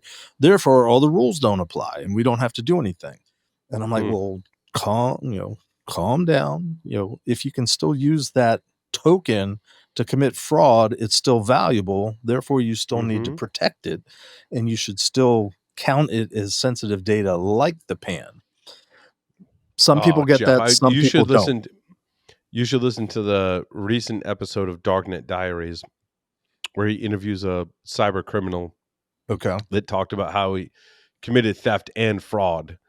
To basically, he would purchase and or collect a bunch of stolen credit cards, and then go to in person in Walmart, where there was a family member that was a cashier, and they would just try credit card numbers to buy gift cards. Yep. That was back in the day. That was a popular attack. You just reminded me of that story. I like how Jack interviews former cyber criminals. Right? It's wildly. I mean, don't listen to that with your kids in the car. But the interview is just like, it's a total, like, it's a journey, man. Like, buckle up. If you can figure out what episode number that is, let me know. Whatever the most recent Darknet Diaries is. I believe it's the most recent one. Maybe I'm behind. Okay. It might be the second to most recent one. But one of the most recent ones. I was folding laundry, listening to it, and I'm like, oh my God, dude. Like, he has so much patience and perseverance, and like, the dude is talking about crime. So my bottom line is cryptography and producing secure encrypted systems really, really, really hard. Nation states struggle with it. I have never been terribly confident in the private sector's ability to do effective cryptography. And I say that absolutely with the PCI world in mind. The encryption that's involved, that's accepted in the payment card industry, is not in any way, shape, or form something that I would ascribe to nation state level robustness in terms of cryptography. And I've pointed that out many times over the years, and I always get a shrug and, well, it's good enough. And I happen to agree with that, because most of the bad guys that are in that space, they're not going to do the cryptanalysis. Yeah, they're going to skirt around it. Yeah, to figure it out, because they got other ways of making money. And if speaking of fraud, though. Yep. Sorry. Speaking of fraud, my story number 20. This is my soapbox, and it really grinds my gears, because the article is titled "Repurposing Dodgy Android TV boxes as Linux boxes," and I've done this. I've researched it, and so we've talked about the really inexpensive Android TV boxes that you can buy from Amazon that are super cheap. They run Android. They come pre-installed with malware. This is Bad Box is a huge campaign. We talked about that recently, as Google actually did an investigation into Bad Box. And this article is from Hackaday and talking about repurposing them. So you go buy a $20 Android TV device from Amazon, and you can, through various means, some of them have SD card readers built into the device. You can load Debian Linux and run Linux on the device as your kind of entertainment TV system. Now, it's not great, right? So you take this cheap device and you put Debian Linux on it. And if you want to run Netflix, you can install the Netflix app, but you can load up a browser in Debian, and you can go to netflix.com and you can log in and you can watch TV. Not the greatest user experience, but it works, and some people enjoy that experience. But the thing about me that struck me about this article is that the person who was doing some of this research, and this is not new, this has been, published before and well known that you can do this, is that the Android TV boxes advertise on Amazon higher CPU, RAM, and storage specifications than they actually include in the device. So it states in the article, like, if you go buy this device for $20 on Amazon, it'll advertise 16 megs of RAM when in actuality it's only 4. And I'm like, so, like, what grinds my gears is that not only these devices come preloaded with malware, they're also committing false advertising of what the device functionality and specifications are versus what you're actually being delivered. And at yet least it's Amazon, not a Flipper Zero. It's not right. And this is my whole thing. Like, Amazon sells a ton of these devices. You can go to Amazon and I bought all mine from when I did my it wasn't really my research. I was validating others' research. I bought these devices on Amazon. I'm like, yeah, it includes malware. Like, look at that. I found malware on it, just like other people have found malware on it. And I'm like, now it comes to light that the specifications they advertise is false advertising. Mm-hmm. And so you can buy these devices from Amazon that include malware that are conducting false advertising. Yet Amazon's like, you can't buy a Flipper Zero from us because that's bad. But in the same breath, Amazon's like, you can buy these Android TV devices for dirt cheap that contain malware from companies that are doing false advertising. I'm like, seriously? That just calls into question the scrutiny and the practices that Amazon is conducting today on these devices. I think it's heinous. But on the flip side of that, positive note, On the flipper side of that? On the flipper side of that, you can put your own Linux on it, right? Yeah. And I have one of the devices that I don't think I actually put Debian on it, but I researched it. I'm like, oh, if I wanted to, I could go download the Debian from this forum, which is, by the way, completely unvalidated, right? Like, some random user makes a Debian distribution on Armbian because it's a rocket chip based ARM based system, and I can put Debian on it and I could run that as my device. Now, kind of calls into question, like, would you do that versus a Flipper Zero versus like a million different other hardware options? If you're on a budget, this is a good option. If you want to, flex your hacker spirit and do this, I think that's great. But in the same breath, I'm just frustrated with the policies and so Amazon. What I'm hearing, devices. Paul, is Amazon's objection is they don't make any money off of Flipper Zero like they do off this other stuff. Yeah, I would agree with that statement, Jeff, because I firmly believe if you like, they sell a lot of, because Amazon kind of they tell you now. I don't know when they introduced this feature, but you can look at a product on Amazon and you've all seen it. It says over 200 or 2,000 of these particular product were sold in the last month. So they're selling these cheap Android TV boxes a lot. They're selling a lot of them and they're making money on them. Yep. So let's continue that. But think of the market for Flipper Zero, probably much less than people that want a cheap Android TV box. Right. So what does that tell you? It's about profit. Follow the money. Which is frustrating. Follow the money. It's frustrating. Hey, if I can, most of my stories are usually breach related because that's my search parameter. Yeah, you mixed it up a little bit this week, though. I mixed it up a little bit this week. I actually got contacted by our friend Evan Schumann, and he pointed out this WordPress vulnerability that was coming out. He was trying to write an article about it, and I'm kind of like, I don't remember. We haven't talked about WordPress in a while. This one's a big deal. I think you and Evan posed the question, like, is this a big deal? And I looked into it, Jeff, and I think this is a big deal. So why? Backdrop and then tell me why it's a big deal.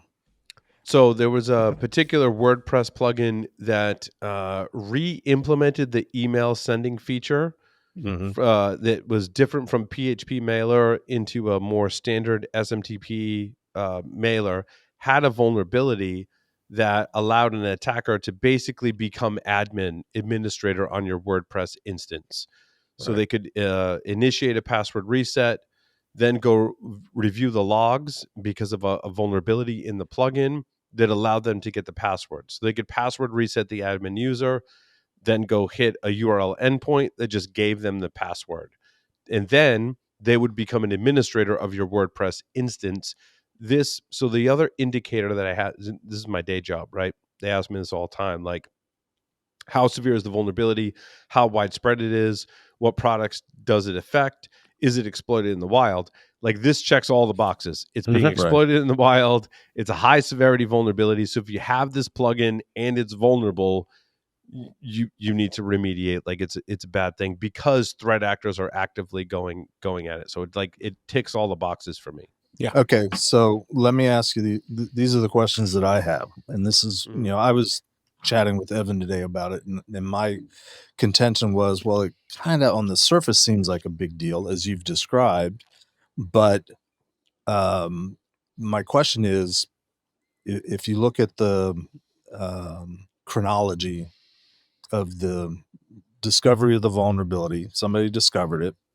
Yep. I think it was a WordFence bug bounty that discovered it. It was a bug bounty. Somebody discovered it.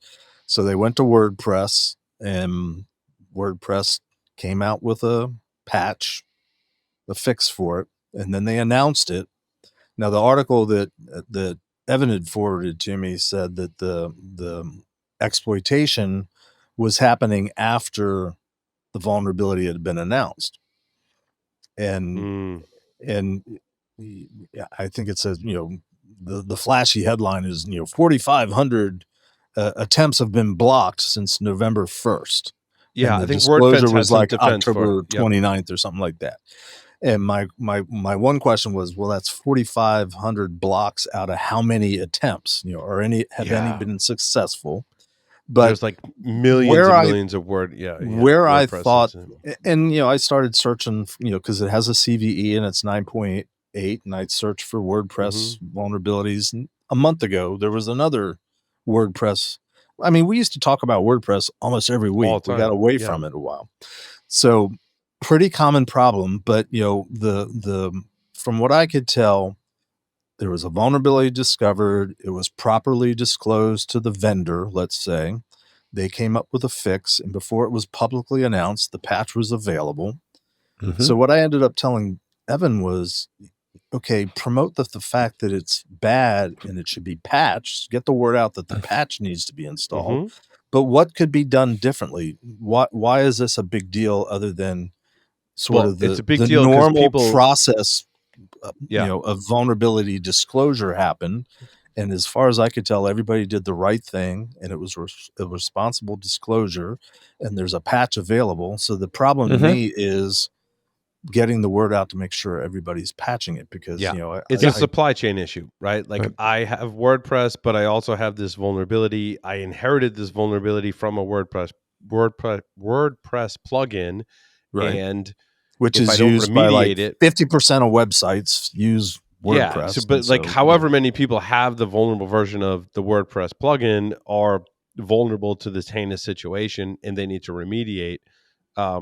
What I like about the WordPress ecosystem is there are providers like WP Engine, and my guess, and just a guess, is that providers like WP Engine will identify a vulnerability in a plugin as a high severity, which to me, this would fall into that class. And if you don't remediate within like a couple of days of the vulnerability disclosure, WP Engine will disable that plugin for you.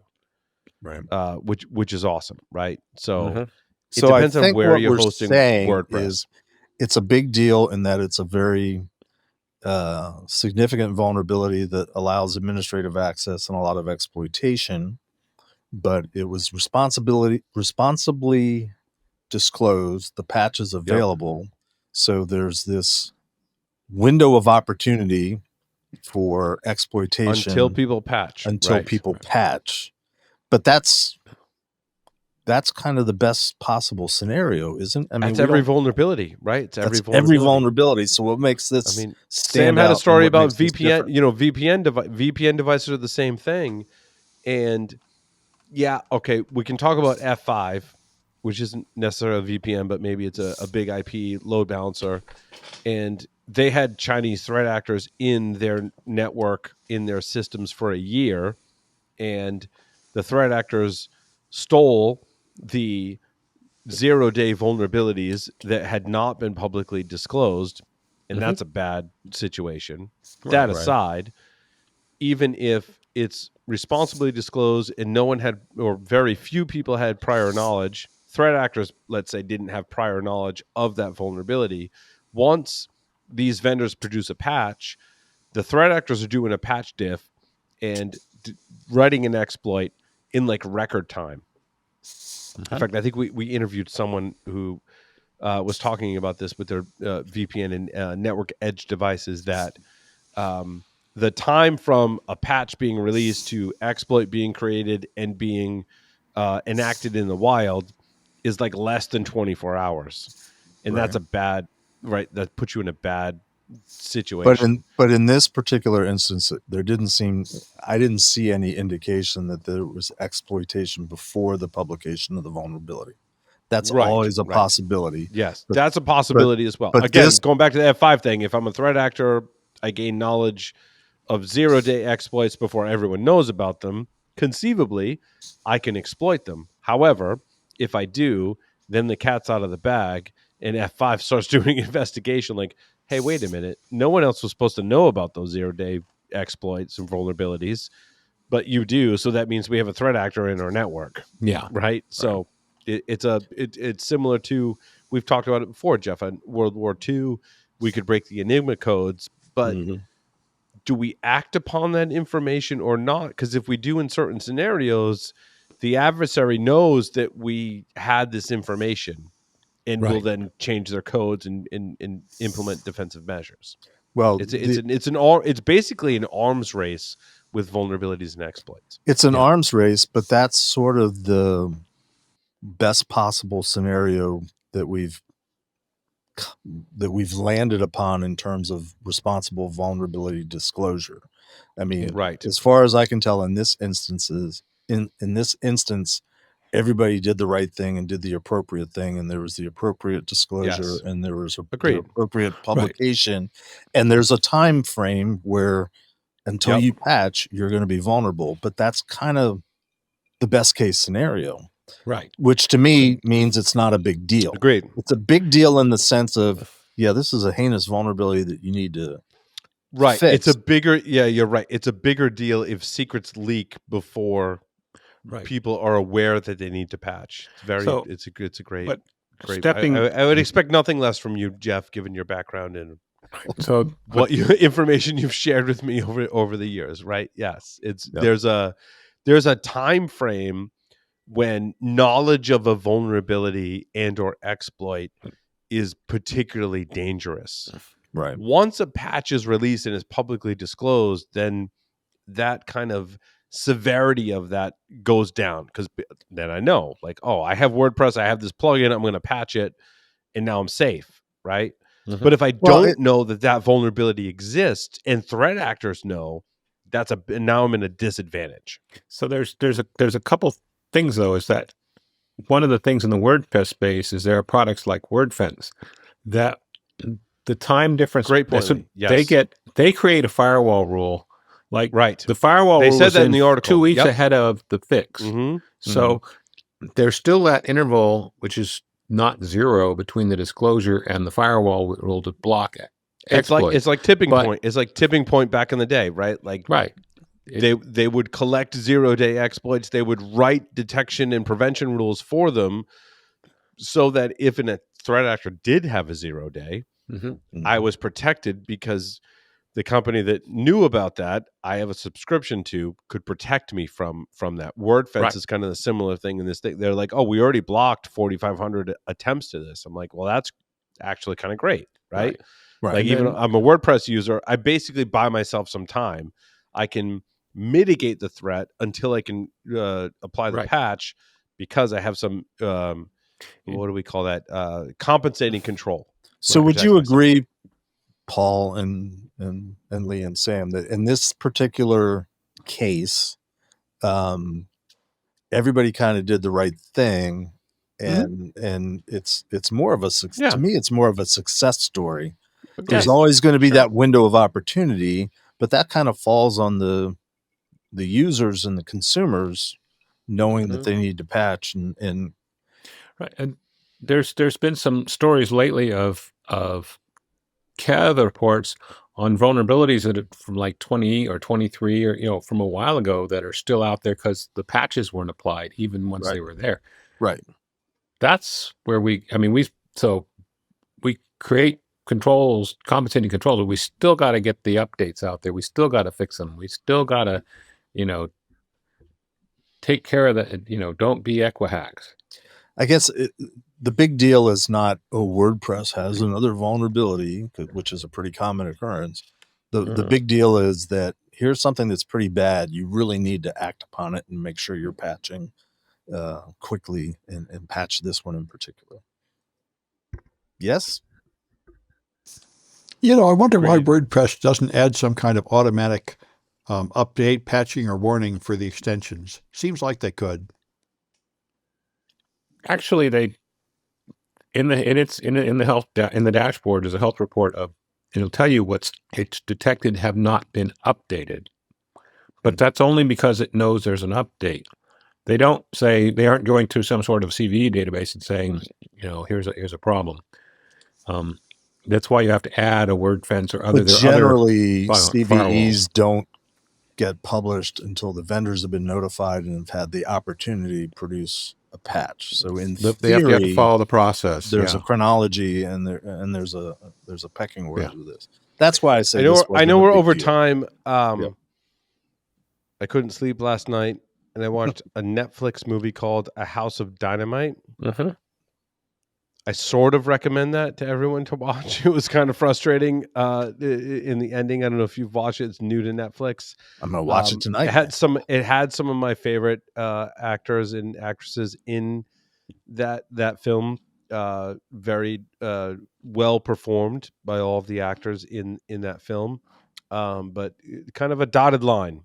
I have my own theories on this one, and I don't want to spoil it. Not that you can really spoil this film because of the way that it was made. They leave it very open-ended. I'll put it that way. But the cybersecurity and hacker person in me has my theories, so I think it's worth a watch. It's worth a watch. What's the name of it again? It's called A House of Dynamite. And I'll read the AI description. The film centers on the terrifying scenario of an unidentified nuclear missile launched towards Chicago, with U.S. officials and military scrambling to respond in the final minutes before impact. That sounds intriguing. It reminds me of the movie Broken Arrow. Yes. Where my favorite quote from that movie is, I don't know what's more disturbing, the fact that we have a Broken Arrow scenario or that we have a name for it. Right. So with that, thank you everyone for listening and watching to this edition of Paul's Security Weekly. That will conclude our podcast for today, and over and out.